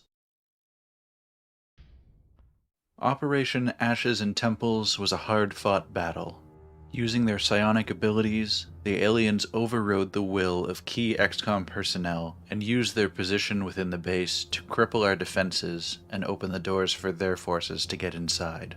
In the ensuing chaotic battle to defend our base of operations, we failed to notice a small crew of base security still under the enemy's control, disabling security feeds and purging records to prevent us from investigating how they pulled this attack off.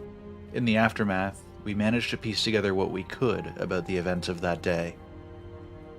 Buster, Whiskey, and Bull were first on the scene at Central Command once news of the attack broke. Still with us, Commander? They escorted Bradford to safety and rallied the remainder of the security personnel to help defend the base. Look! Coming out of the vents! Above us! Sectoids and Thin Men emerged from the vents as the crew took defensive positions. As Crash joined the fight, with more XCOM security personnel in tow, another group of enemies flew in from the caverns near the rear guard station. Contact! This wave of enemies consisted of floaters, cyber discs, and drones to support them both. As this wave was defeated and Central Command was safe, the squad started pushing east towards the mech bay. I got wounded. Cannot hold this position. Come on, let's go! Go! The base security here had nearly been wiped out by the alien invaders, but Forklift was keeping them at bay and preventing them from pushing further into the base. With the reinforcements coming from Central Command fanning out to support him, the remaining aliens in the mech bay were eliminated with ease. And stay down. Clear. Not a moment too soon. Check the wounded. Finally, the squad pushed through to the forward guard station, where Solo was defending the breached front gate against the main bulk of the enemy's attack force. Reinforcements as requested. Bastards, just keep coming. Get in position. Together, our XCOM soldiers and the surviving security personnel put down the last of the alien attackers. While the mutons, berserkers, and mechtoids put up a good fight, our top soldiers have fought together enough to be a well-oiled machine, even when communications with their commander are down. That, coupled with covering fire and a few well-placed grenades from our security personnel, led to a successful defense of our base from the enemy assault. In the end, we eliminated over 40 alien attackers, while suffering only a few casualties from the base security personnel. All of our field soldiers survived and will continue to fight in their honor. All this attack has proven is that our enemy has been underestimating us this entire time. Perhaps they thought our small strike forces were a result of us spreading ourselves too thin. Well, the truth is, we only need 6 soldiers to take down anything they can throw at us. We sweep through the base once more for hostiles, clean up the carnage of the battle, and then return to normal operations. We get the Foundry started on upgrading stealth tech for our satellites, and send Solo to get some gene modifications. We receive word that an Exalt transport vehicle carrying precious cargo is under attack by alien forces in France. If they're both fighting over it, it must be something critical, so we send a squad in to clean up the mess and take it for ourselves. When we arrive, the aliens have the transport truck cornered on top of a hydroelectric dam. The dam has suffered structural damage from the attack, so we're under a time limit. Luckily, we're able to send soldiers to use the release valves to ease pressure on the dam and buy us some additional time. The squad moves quickly along the top of the dam, taking on sectoids, mechtoids, thin men, and mutons with ease. They cleverly use the abandoned cars as both cover from enemy attacks and as sources of environmental damage, blowing them up to damage or kill multiple enemies at once. As we reach the other end of the dam with time to spare, the team watches in stunned awe as Forklift beats the shit out of a mechtoid with his bare hands. Meanwhile, Bull makes it to the truck to claim the cargo that we came here for.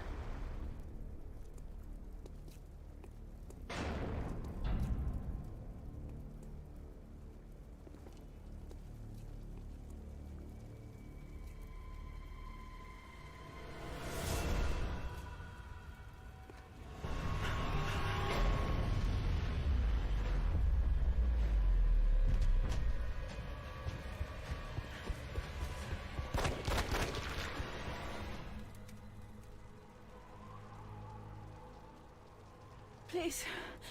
You don't understand. I have to get to the others. You can't. You don't get it. Do you know how many of us they've killed?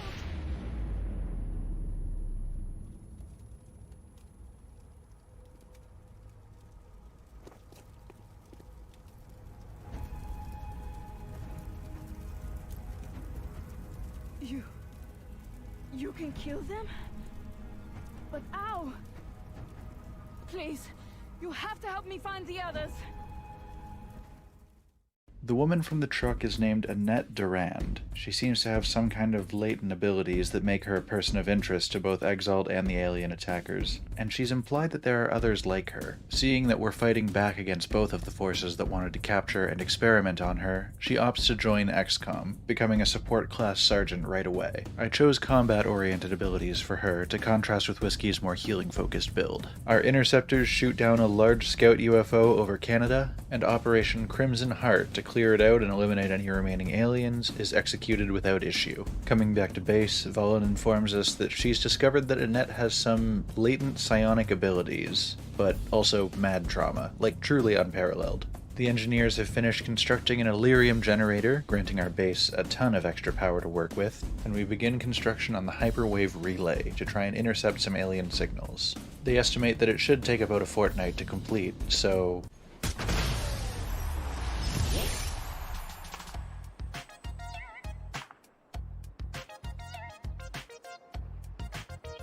We send 18 alien alloys to Brazil for $130, making a 360% profit over what we'd make if we'd just sold them in the gray market. We send Bull to Japan on a covert op to uncover some Exalt intel, the cover story being that we're sending him on vacation to reward his good performance in the field. More alien abductions pop up in Brazil, Australia, and Germany. I decided to deal with the situation in Australia to preserve their panic levels, because I can fix all the other countries before the end of the month by launching satellites for them. This mission actually went surprisingly well. I played slowly and strategically, using Forklift's cover-destroying abilities to open up sightlines for my other soldiers to fight through. Also, Vampire walked on air at several points whenever it seemed convenient to him. I'm just not going to question it. He also got to try out the new plasma sniper and was quite happy with it. At the end of this mission, our second assault soldier, Septic, was promoted to lieutenant. He took the Flush ability, which forces enemies out of cover with an easy-to-hit but low-damage attack. This will be extremely helpful for when enemies are in hard-to-see areas, or if we can put everyone on Overwatch and take shots on a big unit as they're moving out of cover. Bull has finished his vacation in Japan, and Operation Severed Summer begins to retrieve him and the intel he's gathered. This is another encoder and transmitter defense type mission, and while the heavily armed and armored extraction squad defends the encoder, Bull, in civilian clothing and armed with only a pistol, sprints around the map at top speed disabling Exalt comm relays. Each comm relay that Bull hacks disables the weapons of every Exalt soldier currently on the map. While they can run around and still act as normal, they won't be able to fire their weapons until they've spent a turn reloading. I don't know how communications relays turn off their weapons, but I'm not going to question it. Due to the speed at which Bull was able to run around the map and disable the comm relays, after he reached the first ones, the Exalt soldiers weren't able to fight back for the rest of the mission. All they could do was watch helplessly as our squad wiped them out one by one. In the end, after successfully eliminating 16 Exalt soldiers, we bring our soldiers home with the intel that Exalt is not located in an Asian country. This leaves Mexico, Egypt, France, and Germany. We're close to rooting them out. Upon returning, Valen tells us that she's been learning more about Annette. She figures she was somehow involved in the attack on the XCOM base, but she hasn't quite pieced together how yet. After some time back at the base, the hyperwave relay starts to act a little strangely. We're finally receiving a signal from the enemies. It reveals the location of what we're referring to as an Overseer UFO. This is a quick-moving, probably very high-level enemy ship. We need to build an advanced interceptor if we want to catch up to it and take it out. We can't currently afford the research for that, so we're going to need to take on a couple missions to be able to do so. Just before the Council report drops for the month, we launch satellites over Brazil, the United Kingdom, and Germany. This gets us the expert knowledge buff from having satellites over every XCOM country in Europe. This makes labs and workshops cost 50% less to build and maintain. This means that we can keep more of our money at the end of every month. With these launches complete, only 4 countries are in need of satellites, and we have enough satellites and uplink capacity to accommodate that. Though I won't launch them quite yet, because I could still use them to reduce panic if any of those countries get a little too high. Incoming transmission. The Council gives us a B grade for this month. I guess as long as the Overseer UFO is still flying around, it counts as a UFO escaping. I want to take this guy out quick, because I hate getting anything less than an A. Also, how dare they? I saved all of XCOM, crippled the enemy's operation, unveiled information we've never even dreamed of this month. What the hell? But I digress. We used some of this month's funds to build heavy plasma weapons for our heavy soldiers, a particle cannon for Forklift, and a few plasma cannons to mount on our interceptors. Finally, we send Bull to Russia on another covert op. Since we've almost got Exalt pinned down, I want to prioritize this so we can get them off the playing field. They keep messing with us, either draining our funds, increasing panic in various countries, or reversing research progress. I really want to put a stop to these guys, but that's all work for another day. I feel like we've made a lot of good progress here. I'm sorry again that I lost the footage from the alien base assault. I was really excited to show that to you guys, and I truly don't know what happened to it. But I'm back, I'm here, and we're continuing with the XCOM series. Welcome back to XCOM Enemy Within. As Bull is working on his covert operation in Russia, we're contacted by the XCOM Council with a new mission. Annette has told us that she knows the locations of 3 other alien abductees who have the same abilities as her. Before we send our squad on this mission, though, I think it's time we re-accessorize the squad just a little bit. We give Septic our first ever set of ghost armor. This allows him to turn invisible up to 4 times each mission, for the length of a single turn or until he fires his weapon. For the most part, this mission goes fairly smoothly, though from the moment we're spotted, we have 12 turns to get into the ship and disable the systems before they execute their captives. Our squad moves quickly and efficiently through the alien facility, though we do have a close call as a couple thin men flank Whiskey and take her down to half health. That, though, is our one exception. Otherwise, the mission goes very smoothly, and we take home the 3 captives to recruit them to our own ranks. In addition to these 3 brand new soldiers, Septic is promoted to captain and takes the Close Combat Specialist perk. This lets him take a reaction shot against any enemy who gets within 4 tiles of him, and it doesn't require him to take the Overwatch action on his turn. This becomes a really fun perk when you pair it with the Ghost Armor, because he can hide where I think an enemy is going to run, and he'll ambush them when they think they're taking cover from all of my soldiers. In between missions, we hand off a particle cannon to Forklift as a weapon upgrade, and we get the Foundry to research advanced servo motors, allowing him to run further when he uses the move action on his turn. Bull contacts us to let us know that his covert op work in Russia is complete, and we move to begin the extraction mission. Within the first turn, the entire squad moves to the rooftop to defend the encoder. All we have to do now is wait for the waves of enemies to come to us. As Bull does his now standard, running around the battlefield and disabling comm relays to turn off the enemy's weapons, the others go apeshit. Forklift averages several kills per turn, and our remaining soldiers mop up the rest. Bringing home Bull and the information he secured, we determine that Exalt is not hiding in an African country. This eliminates Egypt from the running, leaving us with just France, Germany, and Mexico as possible options. We let Bull hang out on the base for just long enough to grab a hot meal and clean himself off, then we send him straight back out to Japan on another covert op.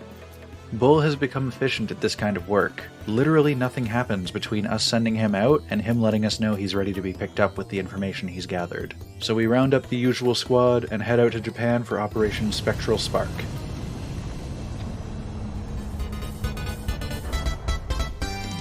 This mission takes place in a very open area. This is a mission where Squad Sight can really shine. I send Solo on top of a nearby bus for good line of sight to basically everything. Setting up the rest of the team to defend the encoder, Solo is able to see every enemy that enters the battlefield the moment they do. With her In the Zone perk, making her sniper shots free as long as she kills a flanked or uncovered target with them, combined with her Squad Sight and Damn Good Ground perks, she is able to clean up. Most of the squad spend their turns weakening enemies and destroying their cover, whereas Solo spends entire turns just shooting enemy after enemy after enemy. With the efficiency we achieve here, we actually spend full turns standing around waiting for enemies to spawn because there's nothing left to kill. I left Bull standing by this comm relay for half the mission, waiting for an enemy to survive long enough to be worth turning his weapon off. The one enemy who gets to fire back at us completely misses Forklift with his laser sniper, and Forklift responds with a laser shot of his own. As the final enemy cowers behind a car, Bull runs halfway across the map to execute him from behind with his pistol. And with that, we bring home the final piece of information we need. Exalt is not based in a European country. This leaves Mexico as the only possible location for Exalt's base of operations, and it's time to strike. Since we've gathered all the information we need, Bull can finally be a permanent fixture on the squad again. And with his own set of ghost armor, he leads the squad into the heart of Exalt territory in Operation Unceasing Fist. Exalt's operations are based out of an incredibly swanky penthouse suite at the top floor of an apartment building. It's truly a shame to tear this place up, but with what they're trying to do, we have no other choice. The welcoming party is woefully underprepared for what we bring to the table, often bunching up behind easily destructible cover and leaving themselves open to some pretty devastating attacks. I've been starting to use Forklift's Electro Pulse more often. I just have to be careful that my own allies aren't within his area of effect. While overall the mission goes pretty smoothly, we do have a couple close calls, and Crash vastly disappoints me by being the first in this entire playthrough to miss a rocket shot. I carefully set up a shot that will kill one enemy, wound 2 others, and destroy the cover that all 3 of them are hiding behind, and Crash, in his most pivotal moment of this mission, proceeds to fire wide and only kill the one enemy. Regardless, we clean up the rest of the enemies. In a fitting end to Bull's one-man worldwide crusade against Exalt, he gets to take the final shot, putting an end to Exalt's efforts to interfere with the protection of humanity. We loot the valuables that we find in the penthouse suite, and leave what's left in flames. Selling off everything we looted, as well as all of their old weapons, we net 362 credits. We used that money to fund new weapons for our interceptors. Since Exalt wanted to help the aliens take over Earth, it seemed like an ironic punishment to use these funds to help prevent them from setting foot on the planet in the first place. Speaking of, a new UFO has been spotted flying over the United States. Since I believe this is the first UFO we've spotted since the hyperwave relay went online, I realized that we actually get new information from it now. We now get a short field report detailing what kind of enemies we might spot on the mission, as well as how many to expect. Operation Coldfather is an interesting one. The area around the UFO is suspiciously quiet as we approach. We even get a good chunk of the way into the ship without seeing a single enemy. After a while, I was starting to wonder if maybe the mission had bugged out and something was, nope, there they are, Borgla found all 9 of them in one cluster. This was definitely an interesting fight. We took out 2 sectoids, 2 sectoid commanders, 2 mechtoids, and 3 of a new enemy unit, a heavy floater. These guys were pretty annoying to deal with, but in the end we actually got to capture one and take one home. With the autopsy and interrogation we were able to do on these units, we unlocked advanced repairs for our ships, allowing us to get them back in the air faster, as well as a flight research credit, which will half the time spent researching anything related to flight. We send off a few scatter laser shotguns to India for a 257 credit profit, finish outfitting all of our interceptors with laser or plasma cannons replacing the old avalanche missiles, and respond to another alien terror attack in France in Operation Dark Scepter. And Terror Attack is truly a good name for this one. I quickly discovered that they should have named this one Oops, All Mutons. This was a truly terrifying mission, as we had hordes of these big brutes just lumbering towards us. Luckily, we managed to Harambe most of them before they hurt too many civilians. Bull and Septic advanced as far as they could up the bridge using their ghost armor, acting as eyes for Solo to take squad sight shots on the Mutons. With France safe and a couple promotions under our belt, we finally have our advanced fighter research complete. With this, we've unlocked a new class of interceptor, the Firestorm. I ordered 2, and I'm told they'll take another fortnight to complete. I also build a fun new suit of armor for Buster, the Archangel armor. You'll see what that does shortly. We take on a few more low-stakes missions as we wait for the engineers to finish our Firestorm ships. In Operation Twisted Crone, a response to an alien abduction in Japan, Buster gets to try out his new Archangel gear, becoming a pair of eyes in the sky for Solo and raining down plasma on enemies below. This mission ends with Forklift uppercutting a sectoid commander 20 feet away from him as it desperately possesses Bull in an effort to defend itself. We shoot down a large UFO in India and clear it out in Operation Cold Hydra. This mission was incredibly simple, with the exception of one floater that kept us running around for 7 turns. We launch our last 4 satellites right before the XCOM Council report comes in for this month, meaning that we now have satellites over every country in the world that's still a part of the XCOM program. As for the monthly report itself, we get a C grade as we've let 2 UFOs escape, but we get 2,060 credits and 15 scientists and engineers. With all this extra funding and research speed, we get a ton done. We build EMP cannons for all our interceptors, get the Foundry working on shaped armor to buff the health of mech units, and advanced flight to allow the Archangel armor to work for twice as long, as well as researching the heavy weapons platforms, Shiv lasers, Shiv repairs, Sentinel drones, and Jelly Delirium. Most of these we don't have any use for right now, but who knows, they might be useful in the future. As our final mission before our Firestorm interceptors are complete, we enter Operation Fading Sword, as we clear out a large scout UFO we shot down. This one didn't go well, as we encountered a new enemy unit, the Muton Elite, whose devastating attacks left Buster on 1 HP and Solo dead. Colonel Stephanie Parker, having supported our squad through countless major victories in this war, with 52 kills to her name across 26 missions for XCOM, has fought her last battle. While she won't be able to see us through to the end of this war, she gave us everything we'd need to keep fighting, including assisting in the training of another sniper that shares her skill set. While he hasn't quite mastered all of her training and lacks her battlefield experience, I'm confident he'll be able to pick up where she left off, and continue to bring victories to XCOM for the rest of this war. As we wait for the Overseer UFO to reveal itself, we have one more mission awaiting us from the Council. A fishing village in Newfoundland has gone dark, and we're being sent to investigate. Who knows what we'll find within? The Council is sending our squad on Operation Blinding Scepter, a mission to a Newfoundland fishing village that lost contact with the rest of the world. Along with our regular soldiers, we're bringing along Matthew Hawkins, callsign Electo, acting as Solo's replacement as the squad sniper. As we begin to explore the quaint seaside village, we come across some chrysalids as well as reanimated dead. Actually, now that we've gotten this far, I've realized that we haven't really talked about the chrysalids yet. I've pointed out that they exist, but that's about as far as we've gotten with it. Chrysalids are, to put it simply, nightmare fuel. They move quickly, hunt in packs, and have a high damage melee attack. If a soldier is killed by a chrysalid, they're reanimated as a zombie shortly after. Leave your zombified friend alive long enough, and they'll burst open, hatching another chrysalid from inside them. As we continue to fight our way north, we spot some unhealthy-looking fish for sale at the market. In the interest of public health, Forklift disposes of it. As we approach the ship that we believe to be the source of our problem, I park Electo on the rooftop overlooking it. With his squad sight, this will afford him a nice view of everything that goes on the upper deck. As for Crash, I leave him outside the ship, a fair ways back. If things were to go sideways in there and our soldiers have to run, he is not fast enough to escape. I send Bull and Forklift up to the top deck, while Septic and Whiskey go below. Inside the ship, we discover a truly grotesque-looking whale that we soon discover is a breeding ground for new chrysalids. If we don't do anything, they will keep hatching from inside this whale and eventually overrun us.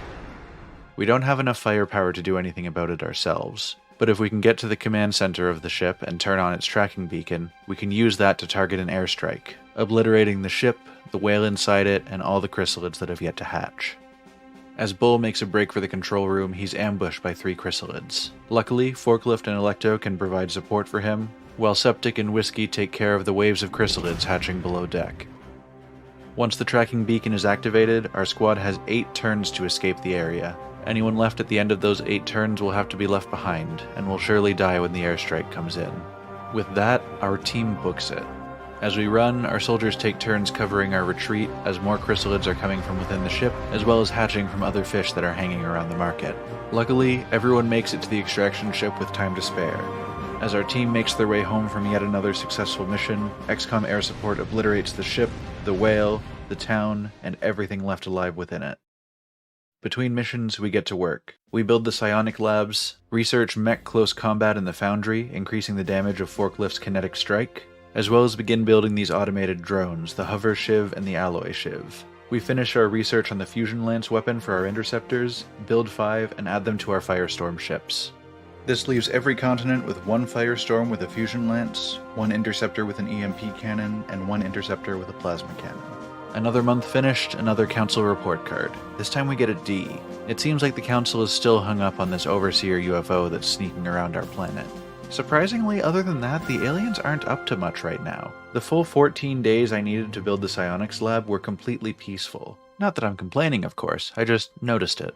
I decide to put Bull into the psionics lab to figure out if there's some innate ability that's been driving his impressive performance throughout this war, as well as Pablo Perez and Annette, who we already know has psionic abilities, but I don't think we can unlock them and use them until we put her through the lab. As we wait for the results on this testing, we spot a very large UFO.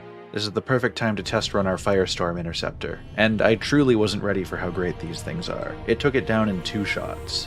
But, with the scout ship having been shot down over Japan, it's time to launch Operation Defiant Flame. We're expecting 19 enemies on this mission, so I make sure to gear up everyone with the best of the best.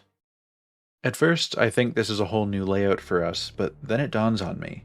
That alien battleship that we nearly sacrificed everything to hijack one of so long ago, that's just a regular Tuesday for us now. We're well equipped to take these things on. As we explore the ship, I almost decide to split the party, but remembering that the hyperwave relay told us to expect Muton elites, I pull everyone back together. I'm not ready to lose someone else.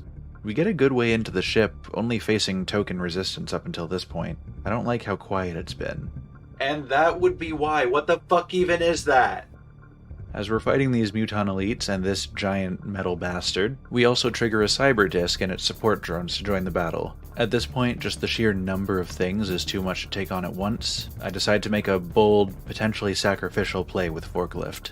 While it leaves him standing out in the open with low health, his electro-pulse takes out every drone within the range of the blast, kills one of the Muton elites, and disables this mechanized thing, delaying its attack for 1 more turn. When it comes back online, we find out that it does huge damage, can fire multiple times per turn, and enter Overwatch at the end of its turn anyway. This is some bullshit. As we fight back, we discover it's even worse. It seems to take half damage from anything we can throw at it, and it has an innate ability that reduces our chances to get a critical hit against it. Between its damage output, shaking up the action economy, damage resistance abilities, and its sheer amount of health overall, this may very well be the most dangerous enemy that we fight in this war. I really hope they have nothing worse to throw at us anyway. Oh, and just to put the cherry on top, when we finally get it to low enough health for Forklift to fistfight it to death, it explodes as it dies, dealing damage back to him. It seems like if we really want to eliminate any of these things without taking any damage in return, it'll have to be from range. We heal up our soldiers, reload our weapons, and prepare to keep clearing out the UFO. Luckily, this area was the worst of it. The rest of the ship is pretty uneventful, and we managed to finish the mission with all of our soldiers still standing. Some of them will have to spend some recovery time in the medbay between missions, but that's much preferable to deaths. As we perform our autopsy, we discover that these new things are called sectopods, and I now have a name to give to my new primal fear. The Council has another mission for us, Operation Lazy Whisper. It seems like there's a potential bomb threat after aliens pass through a major American city. Before we send in the bomb squad, I upgrade everyone to either Ghost or Titan armor, depending on their needs. For this mission, there's a bomb armed somewhere on this map. We have to find it before the countdown ends and it detonates, killing everyone left. There are power nodes spread around the map that we can deactivate to delay the bomb. When we start the mission, we only have 3 turns to work with. It seems the aliens are hoping we'll get sloppy as we rush to disarm this bomb. But they don't really capitalize on our panic. The only defense that they send for this bomb is 16 thin men, and nothing else. With how weak those units are at this point in the game, they might as well have just left the bombs undefended. Either way, completing the mission gets free money from the Council, so who am I to complain? Finally, the Overseer UFO reveals itself, and we send our Firestorm Interceptor to shoot it down. As we gear up our team to head in, I look at the Hyperwave Relay report, and it's concerning me.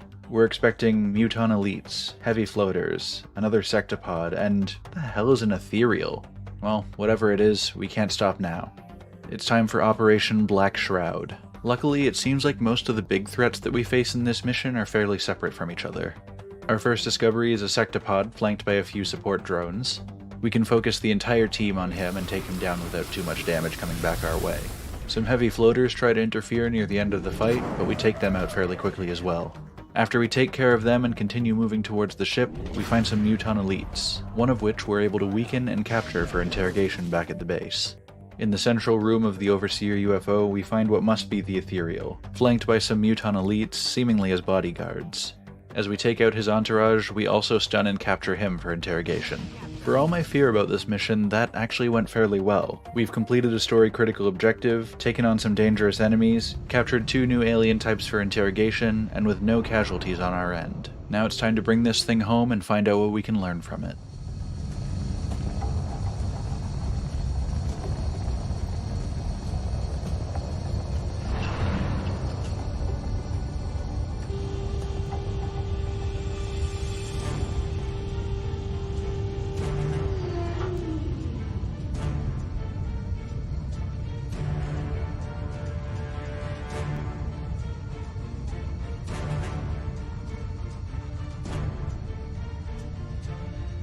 Recovered from a cloaked ship and guarded by the most powerful being we've ever encountered. What do you think it is? An object of immense power. Think of all we could do if we unlocked its secrets. A dangerous sentiment, Doctor.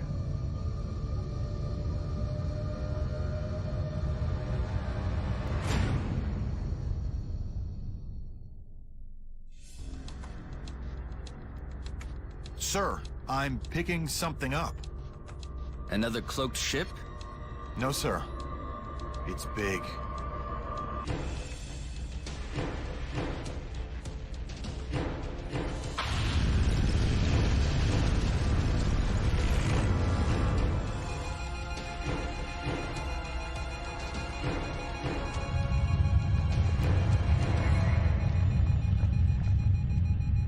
Tell me that was a coincidence. Wish I could, sir. That seismic event originated directly beneath our new contact. Nothing we have would even make a dent in that thing. If you two have any more bright ideas, now's the time.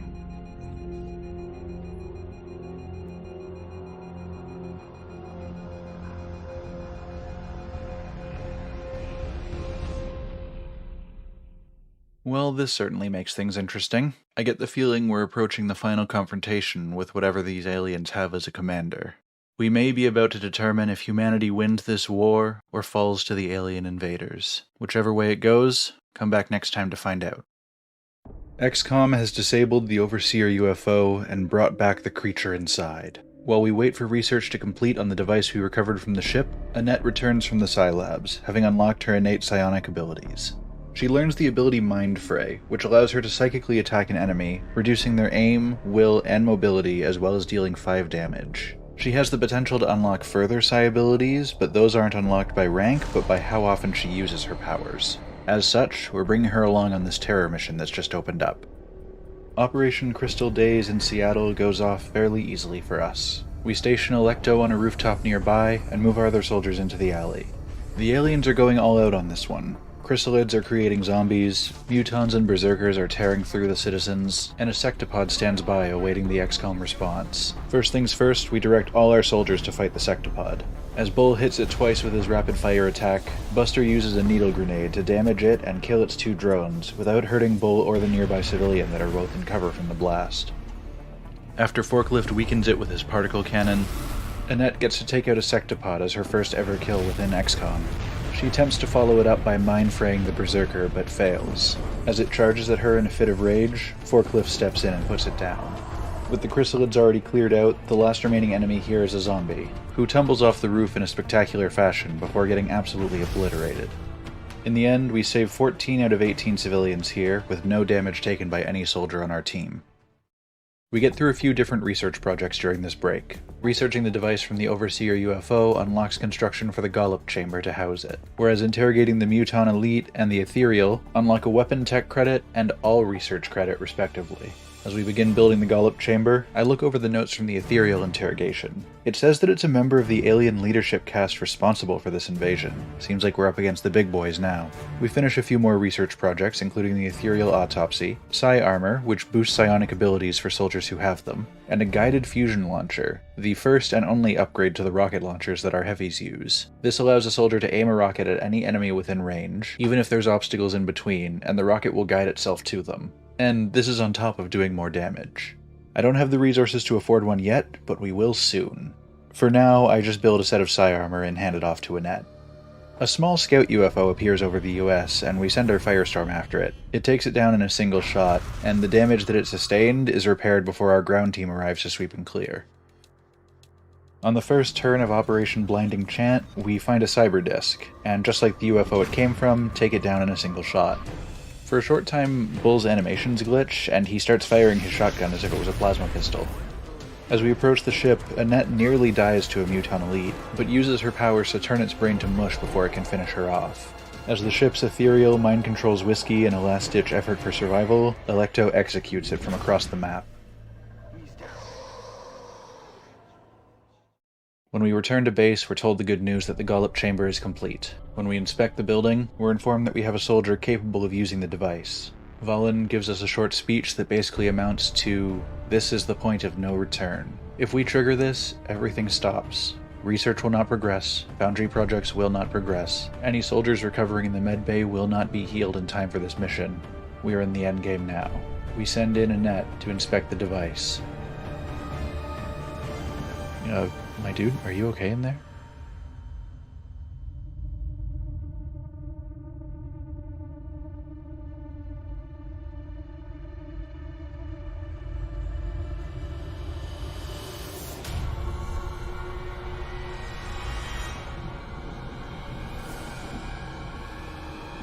At long last, you have succeeded where we have failed.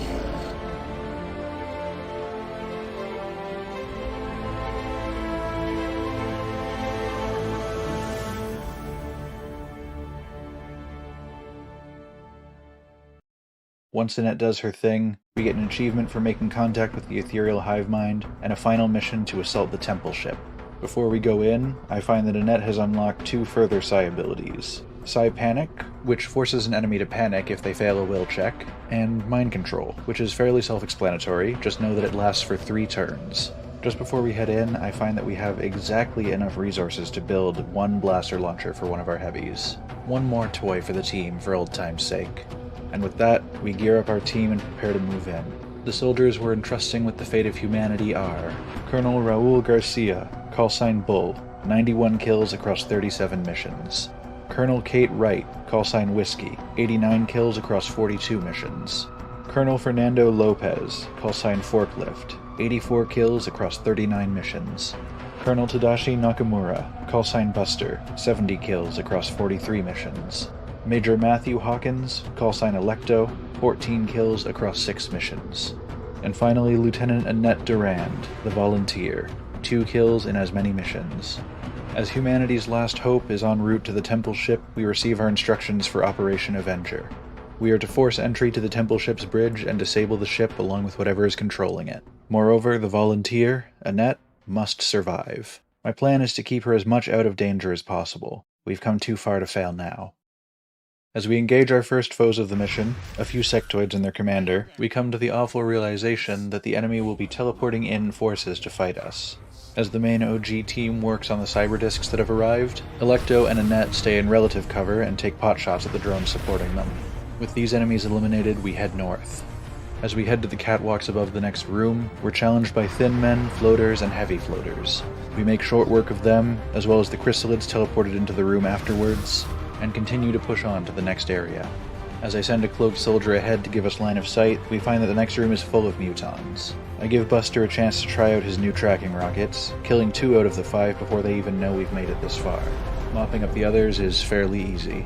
The next room contains, what the hell, 2 sectopods? Well, this sucks. I keep the Volunteer in relative safety while she smoke grenades our allies for better survival chances. Electo, using his disabling shot for the first time, somehow fires a round out the side of his sniper rifle. This confuses the sectopod so much that it forgets how its own weapons work for one turn. Forklift jumps down and EMPs the other sectopod. We're safe for this round. But somehow, despite being EMP'd, the sectopod can still fire a volley of explosives? This leaves Electo bleeding out, and he needs to be revived by Whiskey within 3 turns. But the blast from the dying sectopod kills him first. Why are always my snipers dying from my poor planning? Forklift somehow misses 2 point-blank shots against the other sectopod before he retreats and we kill it from a safe distance. Everyone takes cover as a pair of Muton elites advance on the party. As Buster suppresses one to keep it from running away, Forklift destroys its cover to give the Volunteer line of sight. She runs out into the open to mind control it while Bull executes its friend. As the squad gathers by the door, reloads, and heals, I let the mind-controlled Muton act as a forward scout, giving us eyes on what waits for us ahead. As our friend, who I'm lovingly naming Mr. Ton, advances to the bridge of the Temple ship, he reveals the enemy commander, the Uber Ethereal. As the final battle for humanity's freedom begins, the enemy commander summons 2 more Ethereals as well as Muton elites to act as its guards. Bull charges up the right flank, his trigger finger itching. As he activates his rapid-fire perk, the Ethereal blocks his first shot, but dies to the second in a devastating 21 damage critical. The Ethereal commander mind-controls Whiskey, turning her against our squad. Not only have we lost our healer temporarily, but this effectively reduces our squad size to 4 soldiers. The only thing we can do is run and take cover unless we want to kill her too. To make things worse, it seems like every turn the Uber Ethereal is going to be draining health from Whiskey every turn she's controlled, bringing her closer to death while healing itself. The enemy recognizes our psionic Volunteer as the biggest threat to them, as she can do far worse than just pull a trigger, and sends Whiskey to eliminate her. She's able to deal some damage, but before she can finish Annette off, Forklift charges up the right side flank alongside Bull and Buster, and fires a concentrated beam of plasma through the Uber Ethereal, cutting off the head of the enemy's chain of command.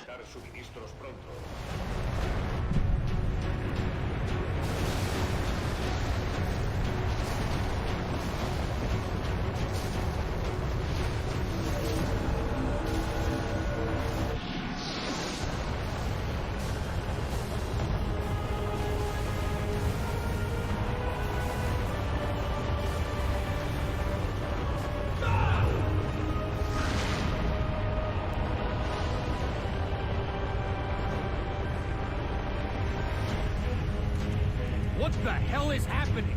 The ship itself is behaving like a dying star. Becoming a black hole. At this distance, the Earth will be consumed.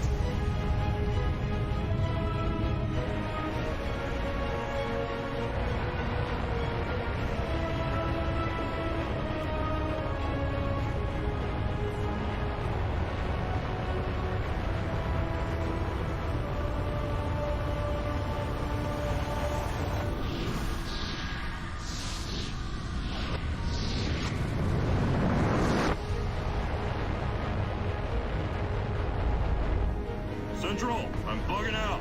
The package is not on board. Waited as long as I could, sir. Sir, the alien ship is in motion. What direction? What direction? Up.